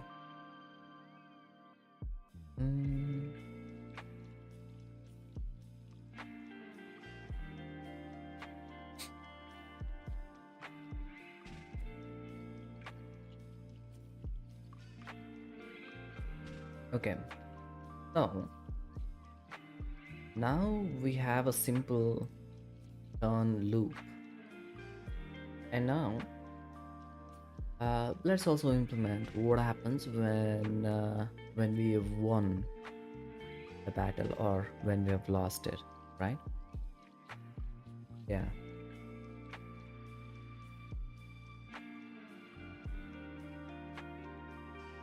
So we can make the turn manager a singleton. No, it doesn't make sense. Let's make a event for this. And I'm thinking maybe instead of having a bunch of events, how many events do we need for this? We need a lot of events from turn manager, right? So I was wondering, maybe we can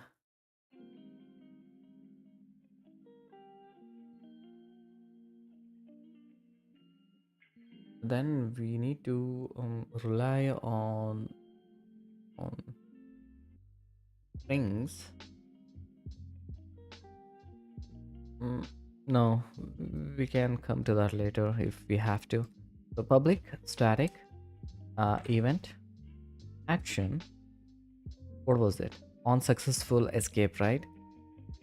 So oh yeah, one more, that is the battle state change. But why do we need this? Why do we need this?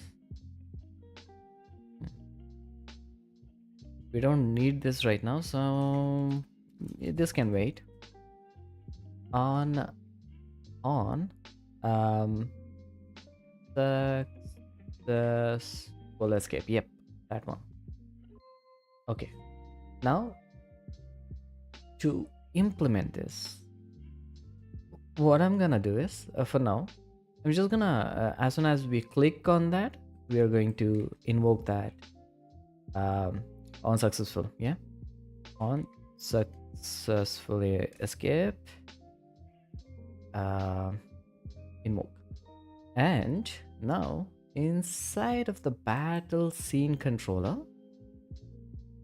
we are going to on awake, we are going to subscribe to turn manager on successful escape. And so, and since this is a static event, we need to make sure to unsubscribe it on destroy. All right, now on a successful escape, we are just going to go to the gameplay. Yeah. Okay. Okay. So the handle escape battle should actually invoke um, invoke a coroutine. Okay, let's actually save this and test this out.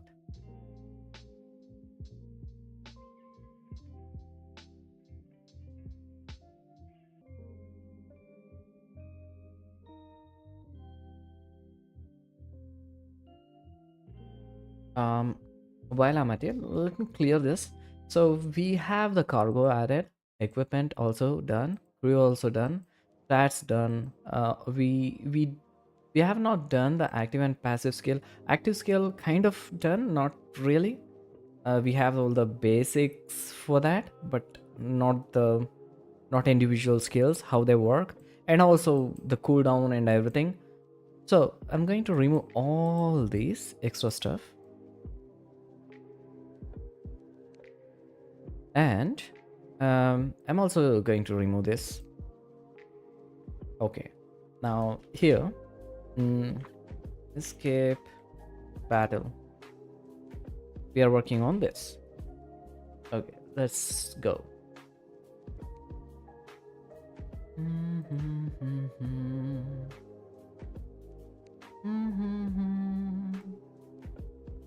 Start battle. Oh yeah, the battle state. We needed that for the damaging part, right? Yep. But events will not really help that much. We need the current. Hmm. Like if we use the event, then each skill would still have to have their own private field to store that. A lot of it's kind of like going around the what do you call that, going around the bush, maybe, I don't know, to get a simple thing done. So we are just going to simply rely on singleton. So yeah, that's why we needed the turn manager as a singleton. In that case, I'm going to remove the static event and make the turn manager a singleton. Yeah. But then we will run into one more problem where if the turn manager's instance is not set before we call this one, that's going to be a problem. So we need to move that to the start method. Okay, I mean the subscription to the start method instead of awake. Or we can just leave the events as static as well as have a instance of the class. Yeah, let's go with that.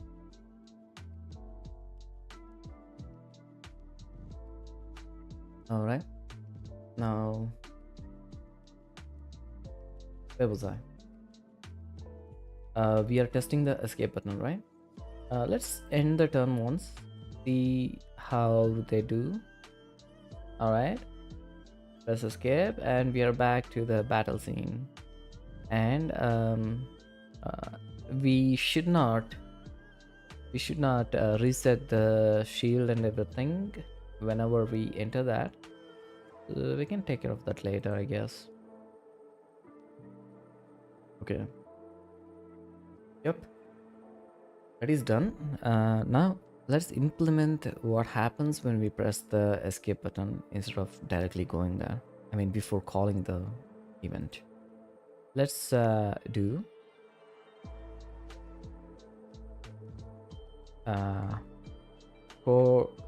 coroutine escape routine, and here I'm going to call if escape routine. Let's invert this.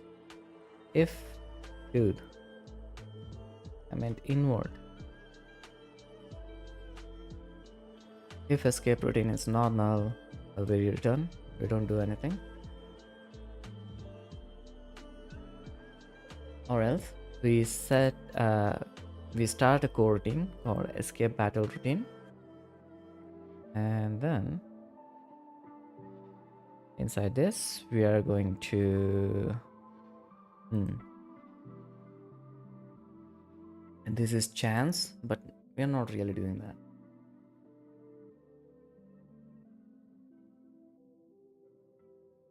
What we are gonna do is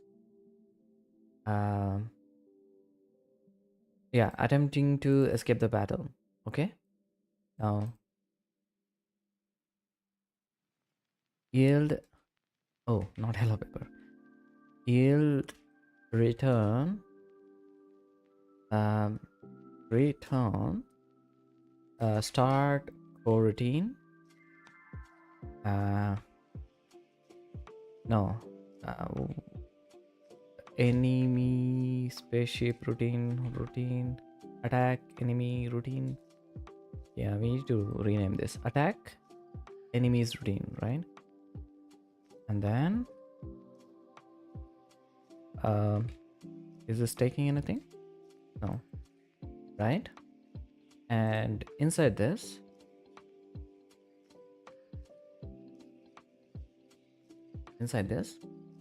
now if the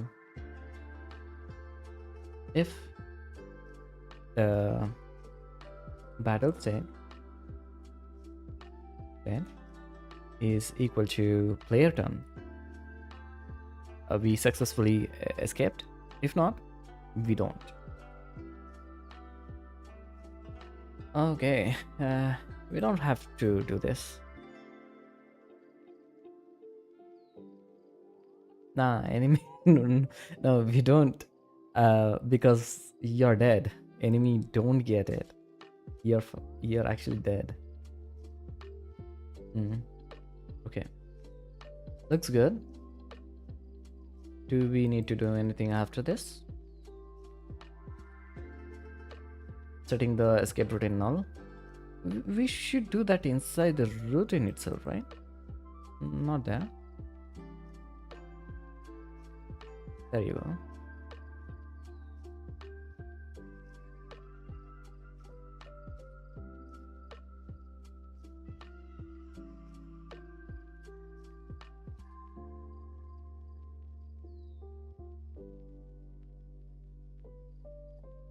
Let's play. And a new game, battle, start, and escape. 1, 2. Oh shit! We did the opposite. Oh wait, escape failed. Hang on, what the heck is happening? So instead of attack enemies, it's attack player routine, right? Where is it, bro? On player end turn, we start this, and inside this we are going to do this, right? Execute enemy attack routine. Okay. While I'm at it, I'm actually going to call this what was it? Enemy attack. No, yeah, enemy attack, enemy intent routine.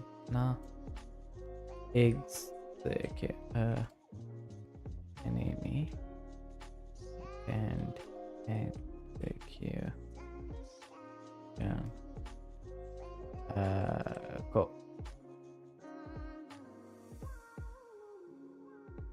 And execution code. This is also actually this is just my preference. I want to end it with 0 for coroutine, and let's move them here. And while I'm at it, let me actually check that here. No, where is that? Where is the change state? Here, right? So here, let's actually check if we can do it. If is not null, we're going to stop the routine and then no, no. If it's not null,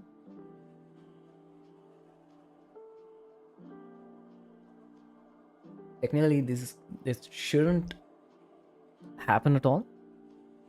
But let's just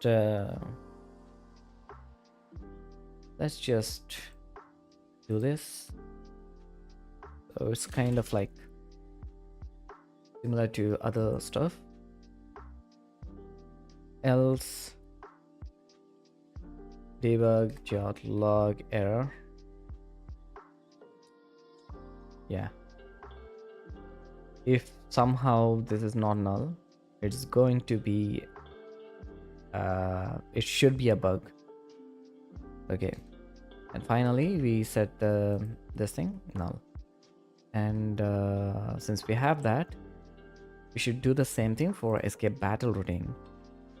We should here first of all oh, wait a minute, not here, right? Okay, we are checking if the escape routine is not null, or the intent routine, the execution coroutine is not null. If either of these are not null, we are going to return. We can't escape. We have to wait for it to end. If both are null, then we can do the escape routine. And here we are simply going to check. Start. Now we need to assign that to this routine, right?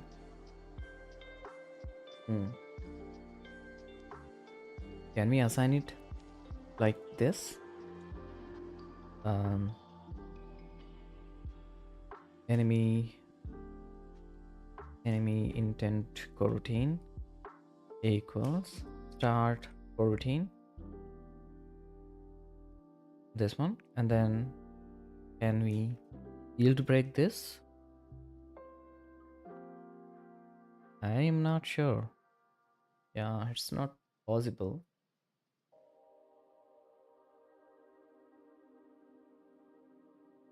Oh, hang on, I know. So instead of doing that, what we can do is we can make this and set the routine like this. Can we? No. No, we can't.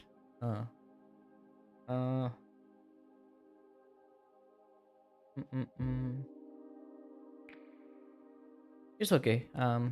It's okay. You can just yield return start coroutine and then intent routine, and what was it? Execute enemy actions routine. At this point, the enemy intent routine is, enemy intent execution coroutine is still null, but shouldn't matter. Yeah, but it shouldn't matter, right? And also we also need to check if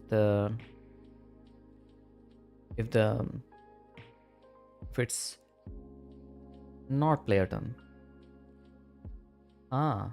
Okay, instead of doing all these circles, I'm going to undo all these all this. We don't really need that.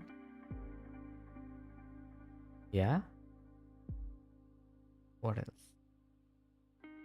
And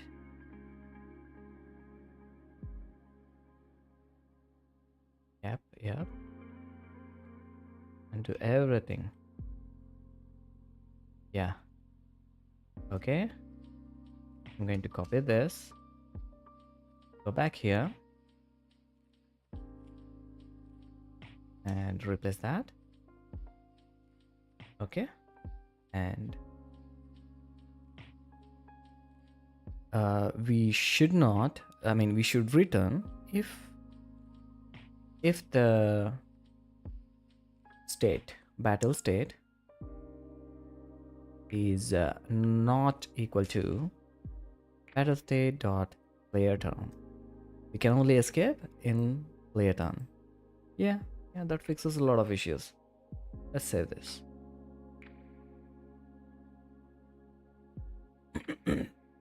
And what was happening here?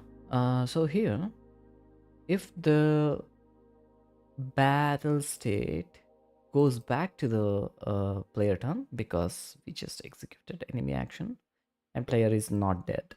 If that's the case, we successfully escape the thing. If not, we failed to escape. I'm not gonna give option to restart, but yeah. Just play.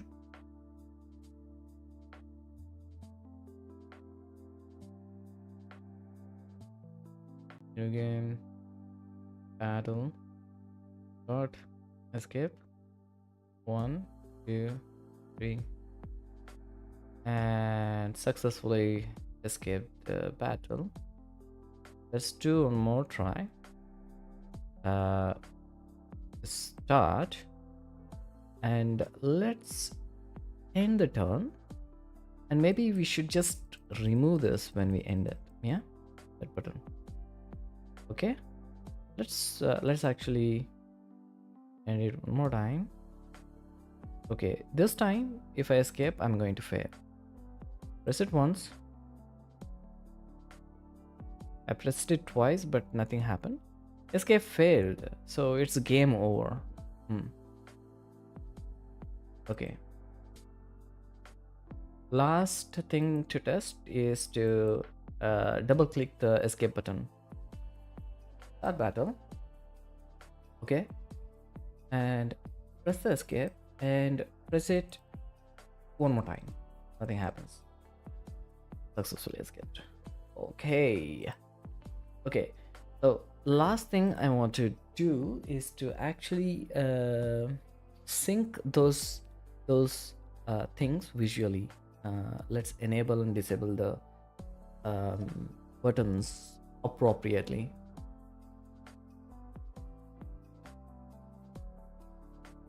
When we are in the player turn, we need to have both escape and end turn. Yeah, but when we enter the enemy turn, we don't need either of those buttons.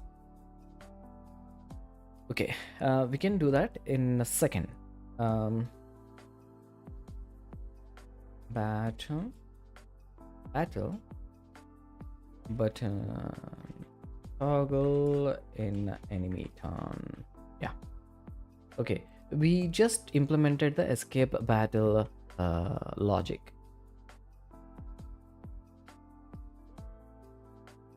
I will implement escape battle logic.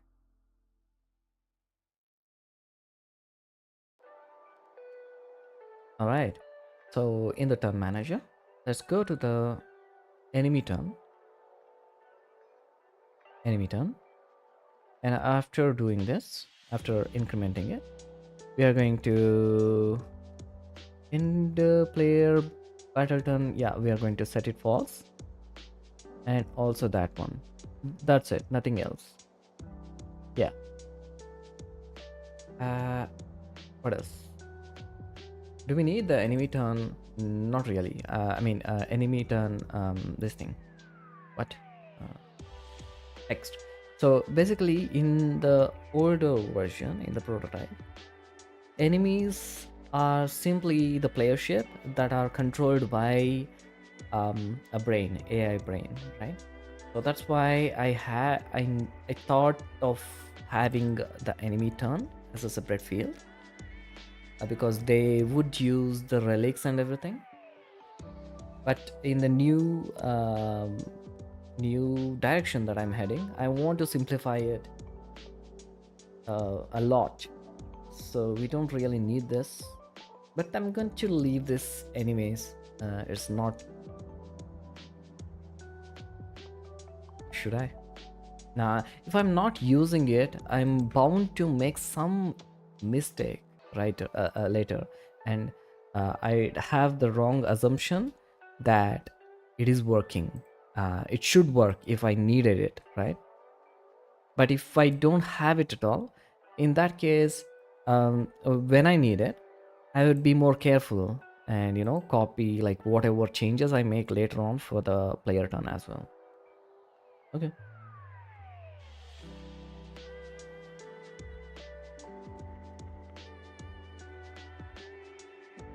Mm, you know what? I just realized we could have some crazy status effect for boss ships, where depending on the number of turns, enemy turn, it's going to have like a crazy effect. Yeah, yeah. Okay, I'll just be careful when adding new stuff and make sure that it syncs with the enemy turn. Yeah, yeah. Just leave it there. Okay. What did I just fix? The battle buttons, right? Let's play. New game. Battle. So start turn and end turn. Both the button gone. Boom, boom, boom. And I have this again. We could disable the energy as well. And the player turn as well. Hmm. Yeah, too much overthinking at this point, I guess. We'll just I think now I'm going to do a lot more damage. Let's see. Oh, there you go. So in 36.3 attack power, we the enemy's shield took 2. That means 32.3 is left, and then 10 by armor, so that is 22.3. And finally, since it is super effective against hull, it kind of took all the hull, so that is 30 gone. So we'd still have what, a 12.3 damage left, right? Yeah. So 20, no, wait, more than that. So 22.3 times 2 becomes 44.6. So if we remove 30, so we are left with 14.6, 14.3. No, 14.6. Yeah. um okay, I mean, we can test that. We can test. No, we can't test that here. I'd have to yeah, anyways. Okay, when all the enemies are gone, we should remove the escape button, or maybe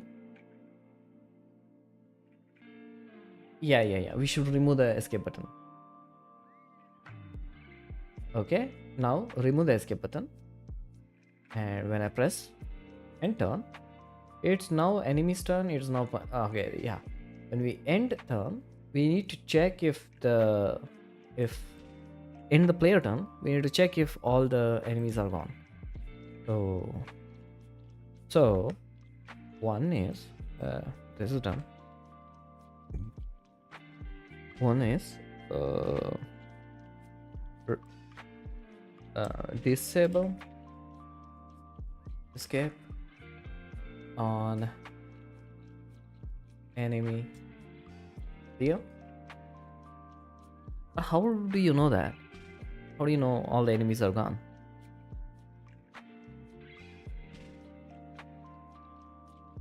No, no need. We just check if all enemies are gone, dead. Check if all enemies are dead on end player turn and escape button. Yeah, that's it. Yeah, battle toggle in enemy turn. Yeah, this is also done. That I did not commit.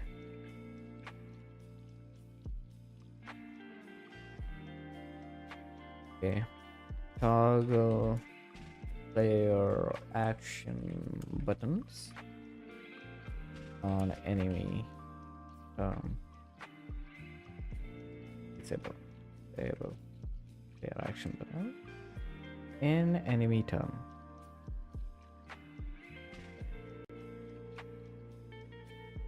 On enemy turn.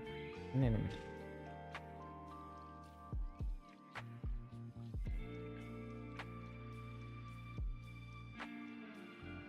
And now we are going to do a check. So first one is on end player turn. Let's move this to here and then handle escape. Start button, start battle, escape, and then battle routine. So let me actually add a region escape battle logic, and this will go here. Okay, and then this is going to be player turn and enemy turn. So enter player turn. Yeah, I think having a separate method is better. Public private void enter. Hey, focused, bro. Okay, on end player turn, we're going to check. We're gonna check.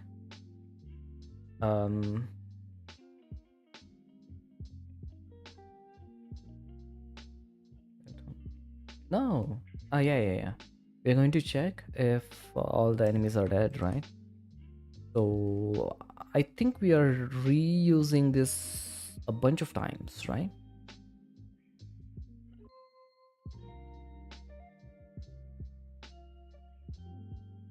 Okay. If all enemies defeated, if so, we set the battle to victory. Right. And then we are going to add that method here. Yeah, simple. So okay, and then we are going to do the same thing on handle escape. If it's not player turn, anyways, we can't do it. If the escape routine is already in progress, also not possible. Both are not really gonna if the it really wants to do the escape chance, maybe we can kind of do it, right? Yeah, like we could have a stat that actually helps with the escape attempt. If the escape chance is like low, you're gonna get hit by enemy barrage, and then that happens. Yeah. Okay, now we are going to check if the defeated all enemies defeated. If so, let's just do that. Set the victory. Uh-huh, uh-huh.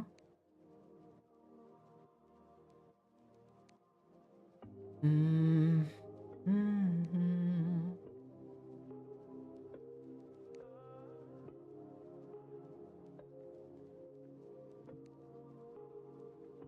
Okay, since we're doing this, let's just go to,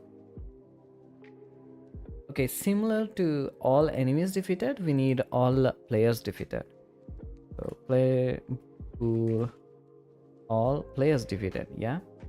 And now what I can do is, first of all, I'm going to move these helper classes all the way to the bottom. Let's minimize this. Let's put it above the UI, and inside the execute enemy actions routine, we're gonna, after doing the attack for each player, we do this. Oh, wait a minute. Each enemy is going to attack each player. Not fair. Enemy, not fair. Okay, we can fix that later. But for now, after each enemy action, we are going to check if the player is alive. If all players defeated, break. No need for further action. And then move to uh, no, wait a minute. What are we doing here? We don't really need this.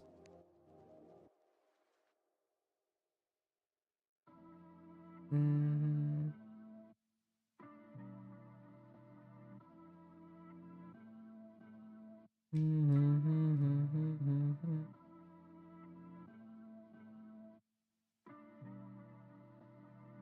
we can just move these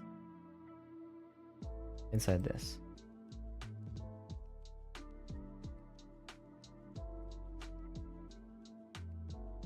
No, wait a minute. Okay, you know what? Where is it? We're gonna add that here, and then we're gonna assign that to all players defeated. Oh, maybe all players defeated. Okay, if it's true, then break, and obviously if it's true, it's going to execute this. Mm-hmm. Mm-hmm.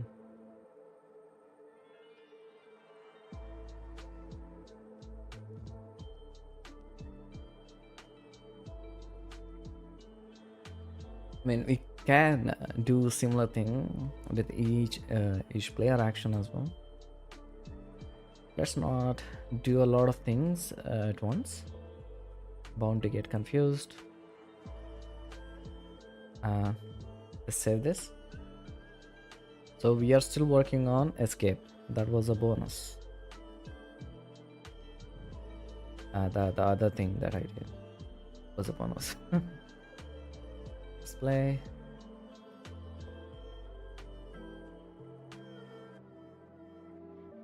So we're gonna wait. Battle. This time I'm going to add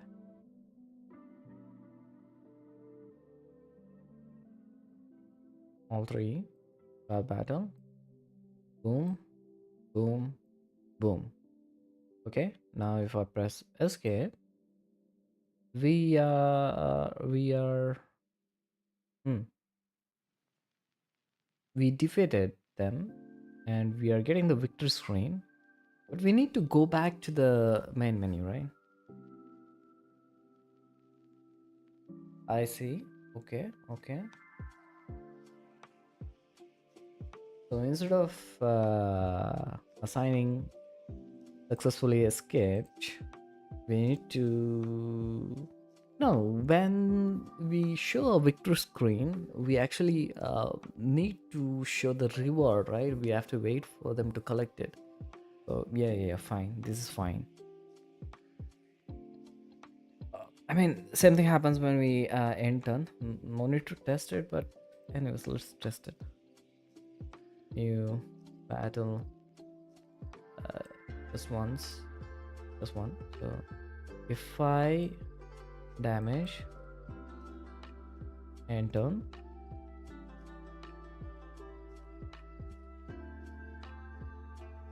but now if I enter, yeah, all enemies are destroy. Victory. Okay, those are also done. What was the other thing that I did? It's going to check like for each after each enemy action, right? Let's also test that one. So end turn, 1, 2, 3, and now again end turn, 1, 2, 3, and in the first attack itself, the player is destroyed, and immediately we got the player has been destroyed. Wait, it's now so and so. Playership has been destroyed, and then we got this. Why?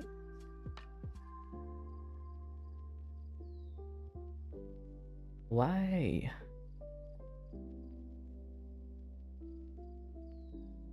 Handle. Yeah, but still, let me actually debug this.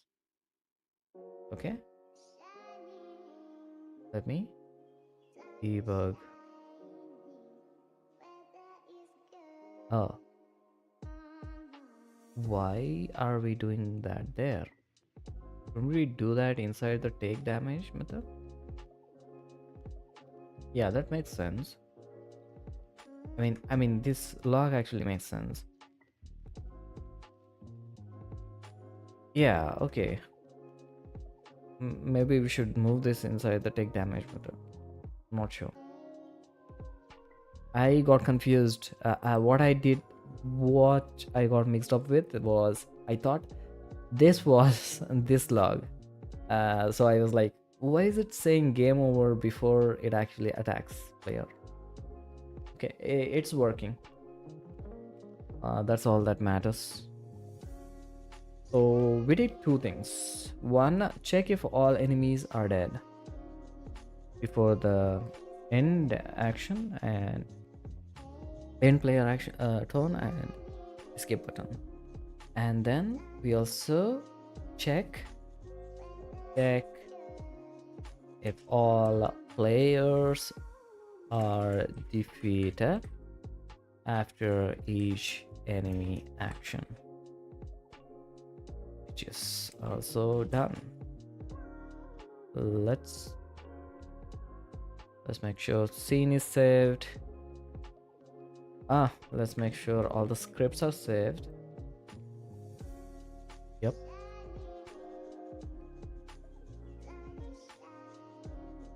Okay. Check if all enemies are destroyed. Yeah. Whoa, YD. Oh, this is rare for me to get that spelling right. Destroyed. Check if all enemies are destroyed. uh, on end player end player turn and escape button and handle escape. Check if all players are defeated. After let's go with defeated.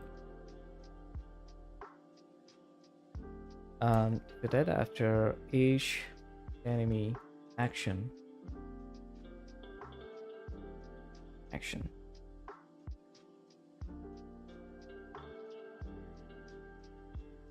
Okay, 4 things done.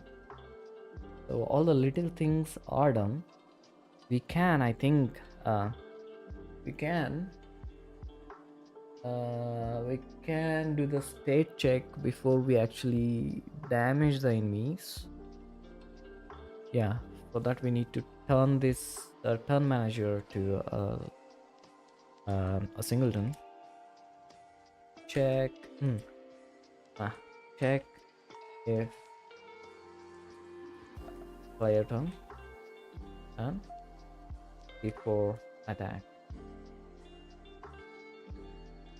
Okay, so we go to the turn manager, make public static turn manager instance, and on awake we're gonna do this and inside the where is the kill button UI inside this before we call the attack, which is where is it?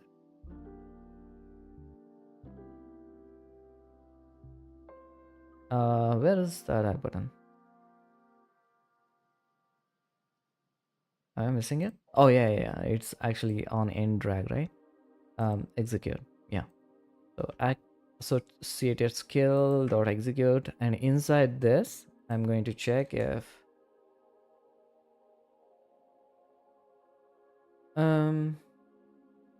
we should avoid the dragging option at all when we are not in the player turn, maybe.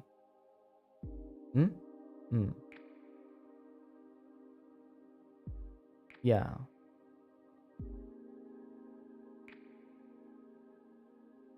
Now I'm gonna keep it simple for now. So inside the active skill, I'm going to check if on manager.instance.current battle state. Where is the battle state? Yeah. So I'm going to make this state. No, this is not giving me an error, so that's weird. Current. It would give me an error if this was inside this class. Yeah. Okay, this is gonna be a public property now, and this is gonna be like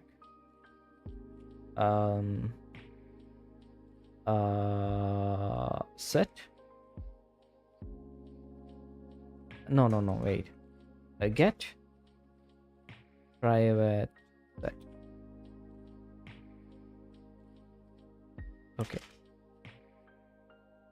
Okay, cool. Since this is a public property, I'm going to move it to the bottom like this. Just my, you know what? Actually, I'm gonna keep this one a private field. Just expose that like this. Yep, much better. And here Obviously, I'm going to call current battle state is not equal to player turn. We can't execute this outside the player turn. Yeah, return. Save.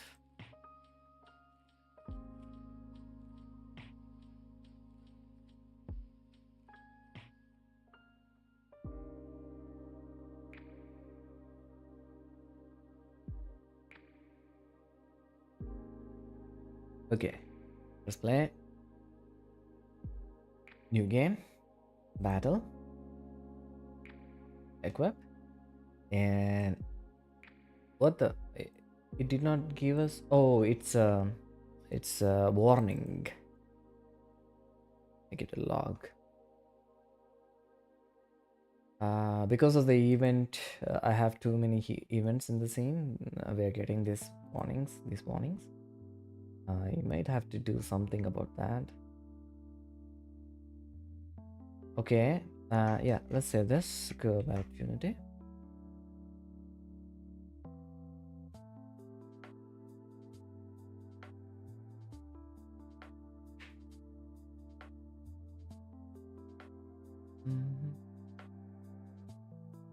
Battle done. Now, before I start the battle, if I drag and drop it, it says we can't do it outside the player turn. Perfect. Start. And we can do it now. But once the enemy's turn starts, we can't do it again. See? Cannot execute outside the player turn. Okay, that's perfect. And I think the logs are getting out of hand, so I'm going to remove those logs, but maybe after doing these commits. Let's go to the source tree, commit, stage all, what was it, check if player turn, yeah, add player state, player turn battle state validation before player attack. I'm naming this way because we are going to add more validations, like what type of target is this, stuff like that. Maybe no, we will have it, but just the execution, how we are going to execute, I'm not sure. I have not settled on a single idea for that yet. Now let's clear all these debug logs. So on pointer enter, exit. This is just going to show the tooltip, and on end drag, this can stay, and then equipping item not necessary anymore, so I'm going to remove that, and same thing for the unequipping. This can stay. It's now player turn. Yeah, this can go away. We know the states now because of the buttons, right? Maybe we can kind of add a floating text to show whose turn. That comes later, I guess.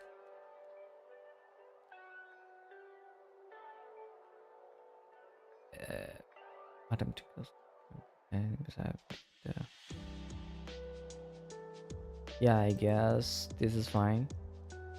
So this is escape logic, and player turn, enemy turn. Yeah, we can remove this region. Doesn't make sense. Only for that. So first we have the start battle, and then we have escape stuff. Maybe we can move all the core routines together. Yeah. These are all like button events, right? So we can actually rename those methods also, I guess. And this is the state. This is the next important step, so let it stay there. So here we have execute enemy action routine. That's fine. And then after that we can add the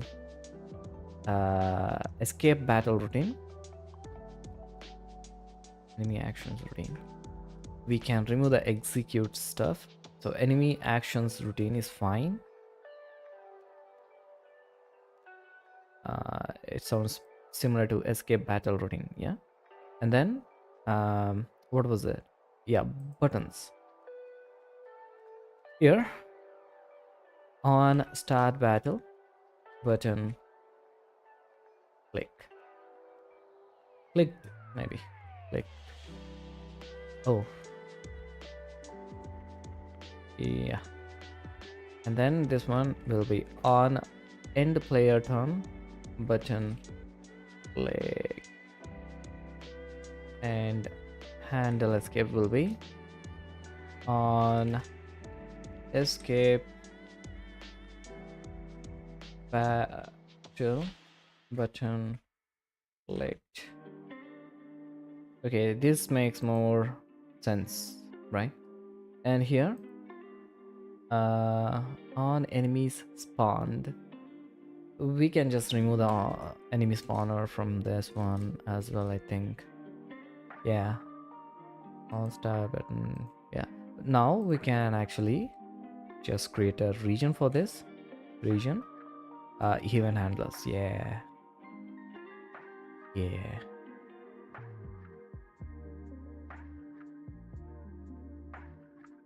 What is this? This is being called after the, yeah, after no, wait a minute. This is being called from the button, I think. No, end enemy turn. Yeah, this is executed after the coroutine, right? So we can move it to the bottom, right? Right after this, I think.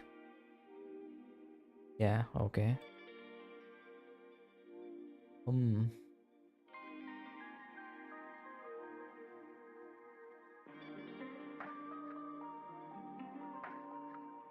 Ah,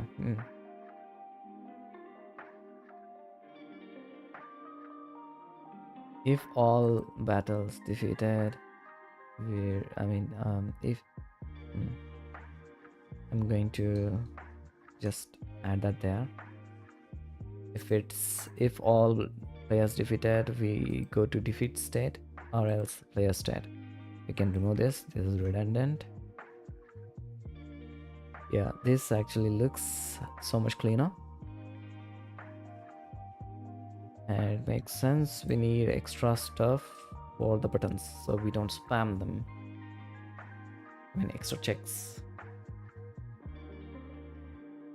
Only the start battle button does not have any validation. Let's just add it.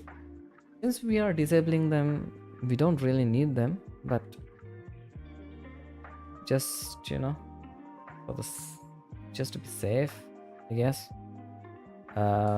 State, battle state is equal to battle state dot loadout. Then we are going to do this. Yeah. Maybe invert this.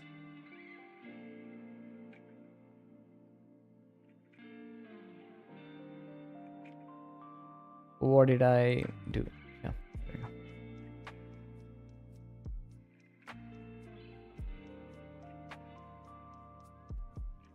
And on enemy spawns.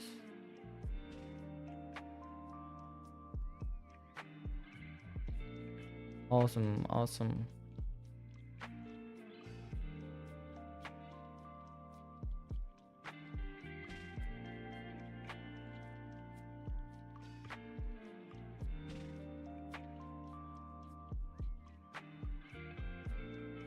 CH change battle state. Mm. Mm.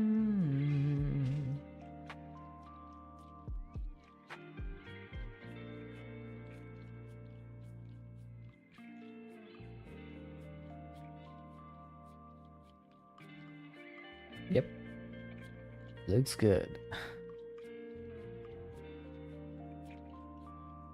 This player attack damage log can stay, and that is more helpful, so I'm gonna leave it.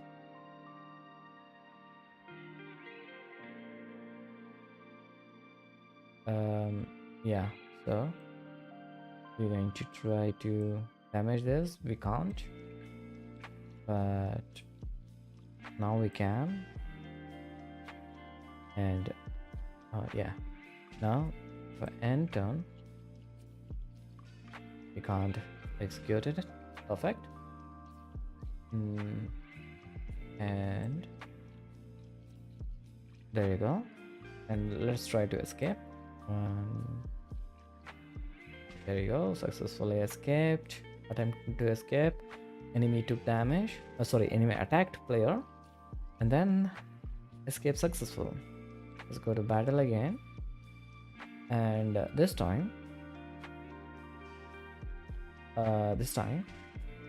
I'm going to let them destroy the player ship. End battle. End battle.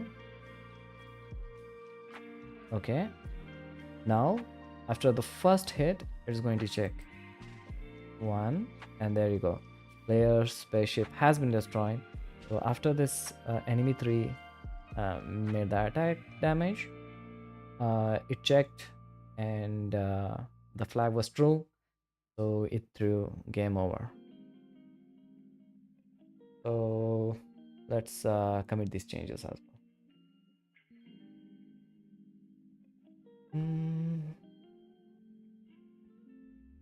Okay, remove a bunch of debug log messages and refactor. I reorganize this more like what I refactor on manager. I sue.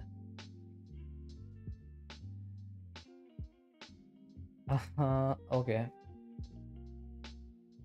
what do we do next? Let me take a break.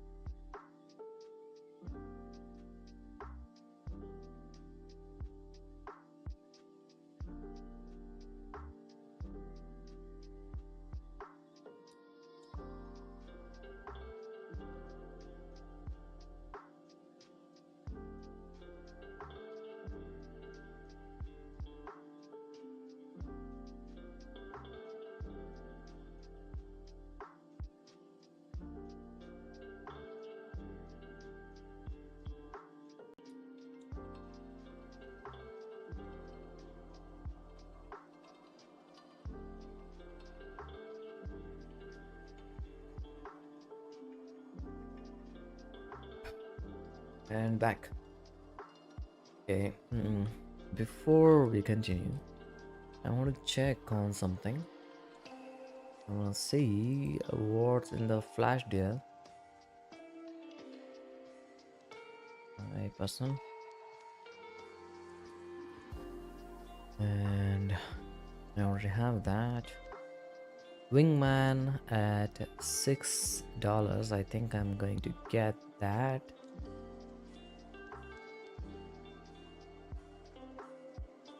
So be right back.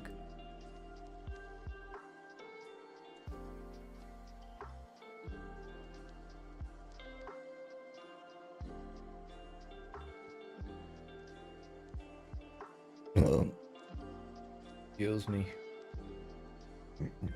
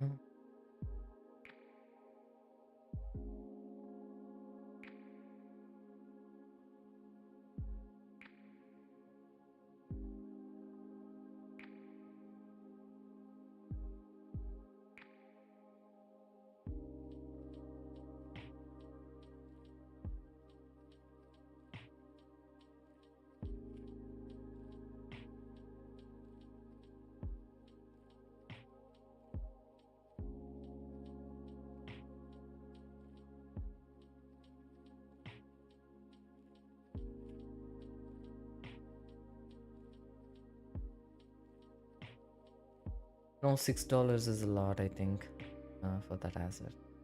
I get it. Um, yeah.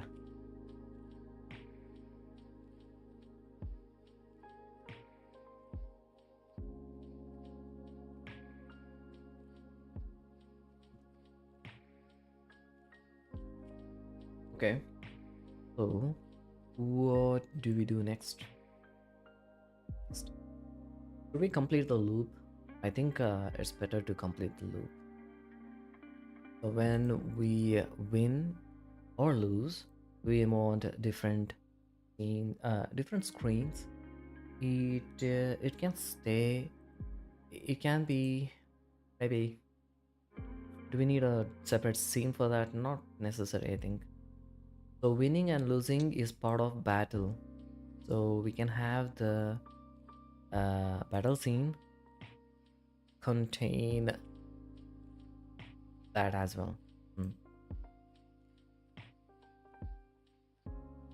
So this needs a camera, but it is visible. How come? How come?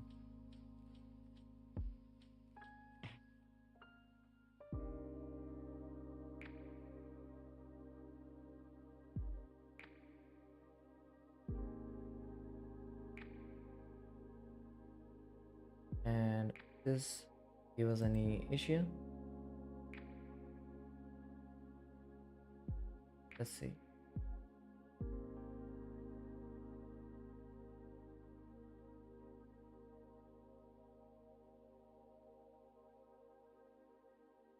Yeah, it doesn't really matter where which what do you call them? Which screen space it's in. So yeah, And I think by the end of this I may move the player canvas to the overlay as well, because I'm not really seeing any advantage of having that be the oh hang on, this is going to be a issue, right? What if I set this to like something like that? Still an issue. Okay, I think I'm going to stick to that now. What if I oh yeah, where's the arrow indicator? Start point, and we are going to move this to something like that. Yeah, still not gonna help. So I think we should just have this canvas be camera, space over a camera, and just have it at you know time distance of 110. Okay, but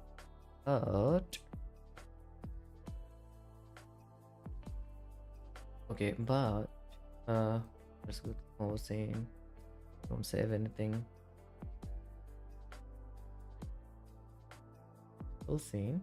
And now since this is a overlay, yeah, this is like on top of everything, which is actually fine, I think. Yeah, I think it's fine. I don't really mind it.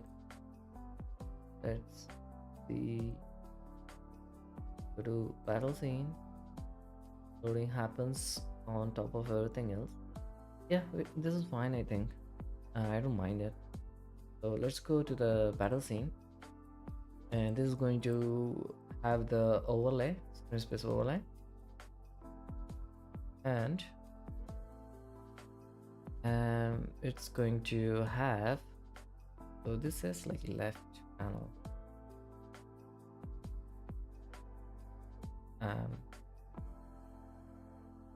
and then we're gonna have one more panel. We'll go to prefab UI and base panel, drag and drop it in here and stretch across the screen, and we are going to call this battles no battles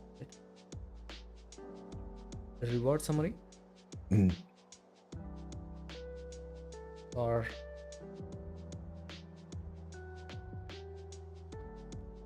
battle summary. Battle summary panel,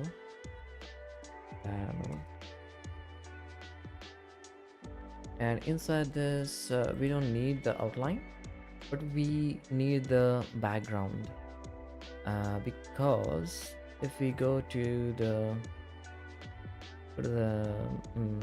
main scene now, without the background image, it's going to be like this. We may actually want this to be a little more opaque, maybe like this, or maybe 80. Yeah, okay, we're gonna have that at 80, and we need 2 more panels in here. I'm going to again I can just duplicate this. Yeah, let me just duplicate this and make this a child of this one. Oh, okay. So you can see some edges here, right? Not set properly. Why is that? No issues. What I'm gonna do is go to the panels base class, base prefab. Go there and increase this background's scale by 1.5. 1. Let's go with 2. Yeah, 2. Now it should be fine. Is 2 too much? No. Okay, my bad. So this is the canvas for this one. Yeah, 2 is a lot, I guess. Let's see. Let's actually try to go with the 1.1 and see. 1.1 is actually good enough. Let's go with that.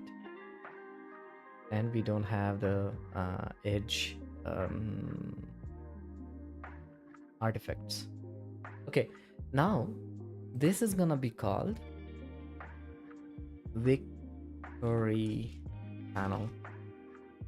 Yeah, and inside this we can have an image that actually stretches, but then we can reduce its size. All right, I'm gonna change its color to something like this, lighter. We are going for the sci-fi theme, so I think something else should happen here. Yeah, too dark, right? um we'll figure it out later. Now this is good enough. So here, this is gonna be the frame, and then inside this we're gonna have what are we going to have there?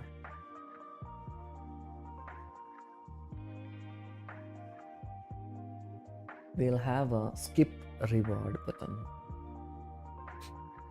right? So drag and drop the base button and set it to this point, and this needs 200 width, 100 height is too much, I think. Let's go to this mode.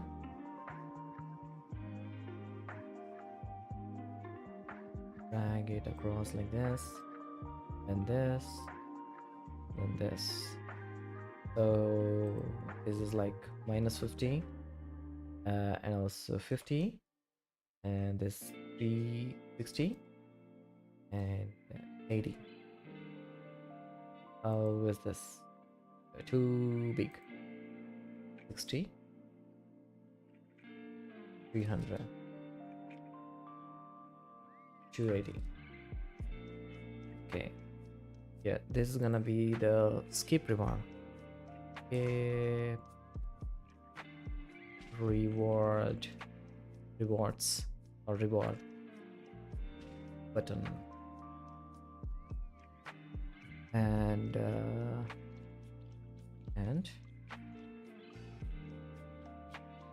yeah, let it be solid. Don't need outline. Maybe leave the outline. No need for icon, and this just says skip reward and what, and a little small. You know what, let's just change the max height to something like that, 82. I'm considering the localization. That's why I did not change the size of the text box itself. Some characters might have different width, right? But some language characters, I mean. Okay, so skip reward. When we click on the skip reward, we are taken to the main scene. Okay, so now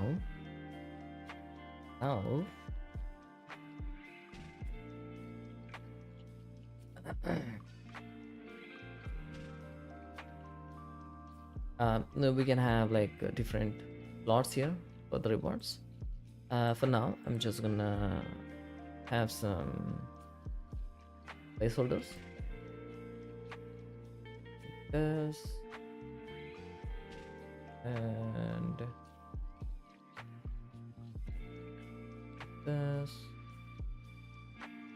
A reward.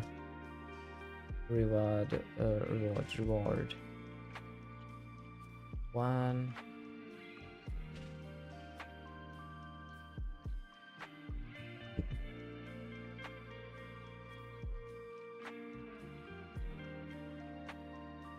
Reward 2. Reward 3.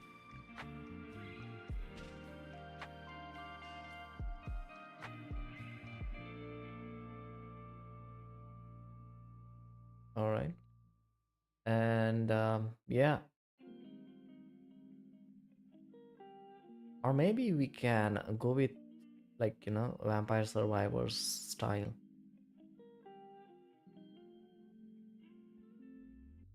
Yeah, we can, or maybe something crazy like portraits. It works too. But then we'd have extra buttons that populate here, like skip reward or refresh and stuff like that. Okay. That's for the future me to think about. Next is the defeat panel.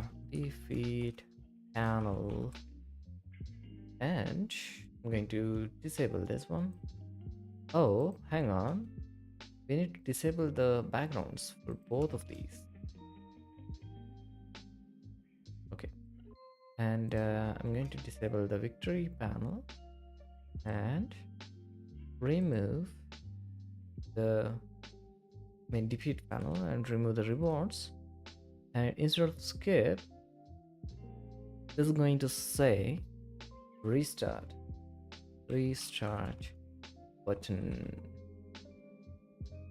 or menu and menu.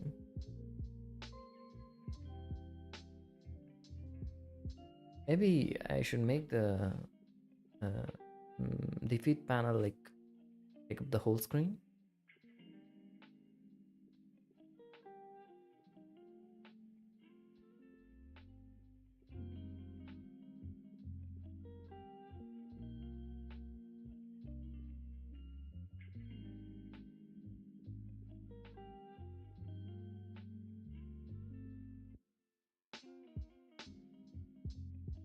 Rewards.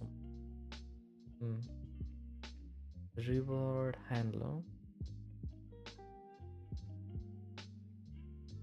3 pound. Game over. Summary.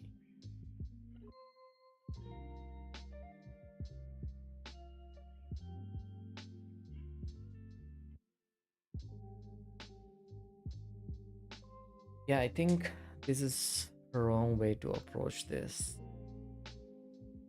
Yeah, I'm going to remove that. Let this be the victory panel.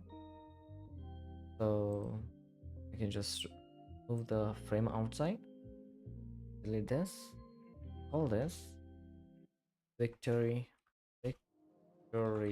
panel, and this is going to stay like this. Maybe then we'll have a separate panel called defeat panel, and this is going to take up the entire screen. There you go.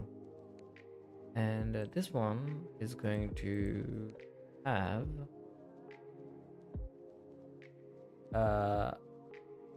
main menu button. You should say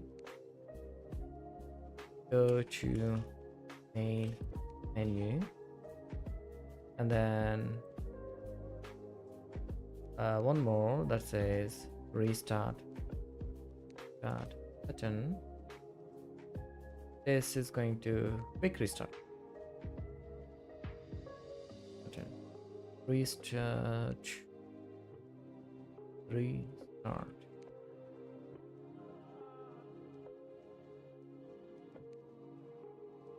Yeah, that is going to act like a quick restart, right?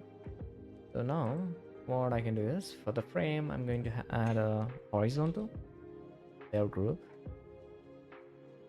Oh no. Okay. Yeah, fine. So this shit. Okay, this is oh,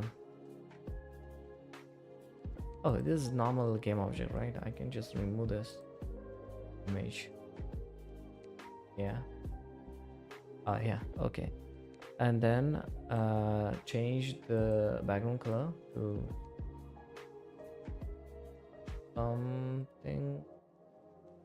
something else, and opacity to 100%. Yeah, okay, fine. I don't have time to think about the colors right now. It's gonna be 100. Maybe 100 is too small. Let me just select this and drag it like this. Okay, and this starts from middle center, or upper center is better. Yeah, yeah, upper center is better. Okay, and yeah, faces will be something like 50. Go to menu, restart. Yes, I like that. Now I can just disable the panels, and instead of left, this should say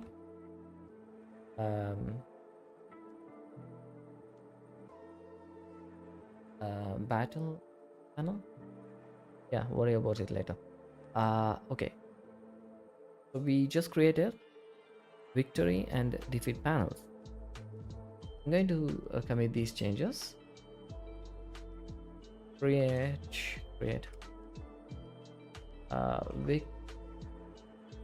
victory and defeat panel visuals. That's enough.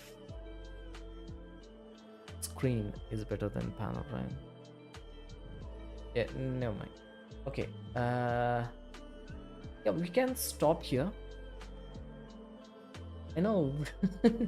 Instead of actually working on skills, we are doing everything else, but I think it's best option to, I mean, the better way to do this, if you have the core loop set, then we can work on like individual stuff. We can think of adding more stuff. I think at this point, I think we can go ahead and do it, but I feel like this is more important to get done. Okay, now what I'm gonna do is do all this and a new note. What do I need to do next? So the victory and defeat panels. So victory panel needs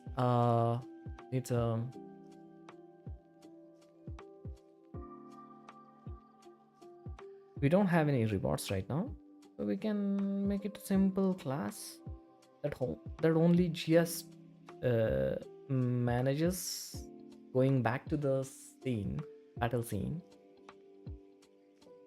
Yeah, okay, so when we go back to the battle scene, it's not retaining the player's stats, it's resetting it.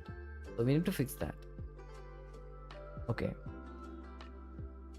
implement the victory panel and implement the defeat panel. All right, so when you return to main battle scene, retain players hull help help. Okay, that's the important thing that we need to do next. And once we are done with that, I think we are good to go. Like once we are done with that, we can work on our complete active skill, like its cooldown. What else do we need for the active skill to actually be complete? It needs CD cooldown, and then it needs a resource or resource. So that's gonna be energy, and then crap. Okay. Mm. And we can define that inside the skill definition. Wait, we don't have a skill definition, we just have skill prefabs.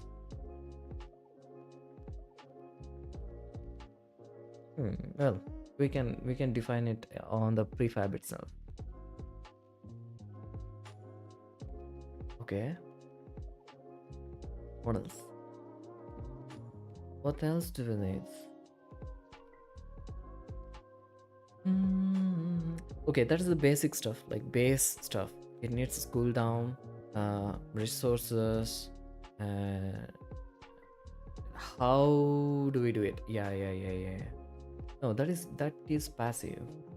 This is always when you drag and drop, right?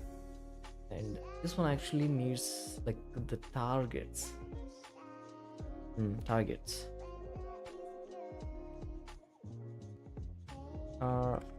Target. So this is going to check for player, means self, and then enemy, player, minion, or enemy minion. For this to work, we need to actually implement the minion system, right? Okay, let's actually add that point as well. Implement minion on system. Okay, if that's the case, then we can't have each enemy attack each what each players.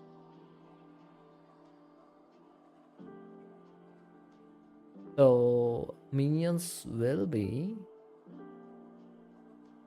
just like enemies. We should act like enemies. So we need to implement a enemy target system. It needs to take a random target for now. Yeah, so now it's going to select the random target from the opposite faction. I mean opposite unit type. So we could have just the player and enemy, but I have the minions as well because um because I don't, after killing a boss, maybe, right, after killing the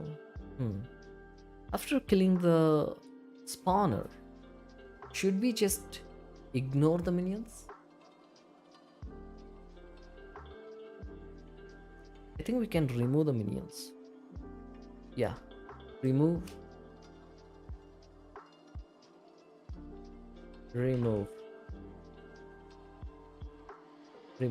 Let's not do that. It makes no sense, right? Like let's say your boss ship calls for backup and your minions, I mean their minions spawn, right? And let's say I defeat the boss. Maybe we can add some kind of system where you should have a link for the parent spaceship, and if the on the event the parent spaceship is defeated, those minions can do something like warp out, go away, right, escape. In that case, we can just manually set the enemies list of that minion to be null, or else we just fight on. We have to defeat those minions as well. Hmm. This actually gave me one more idea for the skill, like intimidation or something like that. If there is only one target and I have a skill, uh, if I use that skill, it's going to intimidate the enemy and it runs away. Yep. Or on the worst case scenario, or maybe best case, it does not run away. It's going to make it a weak target. Yeah, something like that. Anyways, so that's that. And now we really need to implement enemy targeting system. So if we implement an enemy target system, we can actually use that for the player's minions as well. Yeah, let's do that.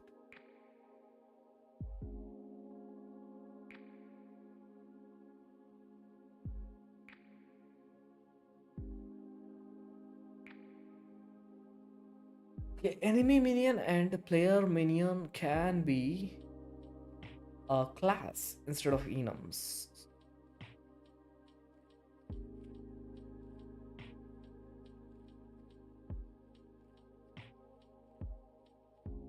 That implements the enemies. Ish. Okay, I think I'll end the stream here, and I'll try to log in early tomorrow. Let's see. See you. Should I end the stream here or in the OBS? I'm not sure. So if I stop streaming here, what's gonna happen? Random target on the opposite faction. I mean opposite. In the stream here or in the OBS? Okay, sure. Checking.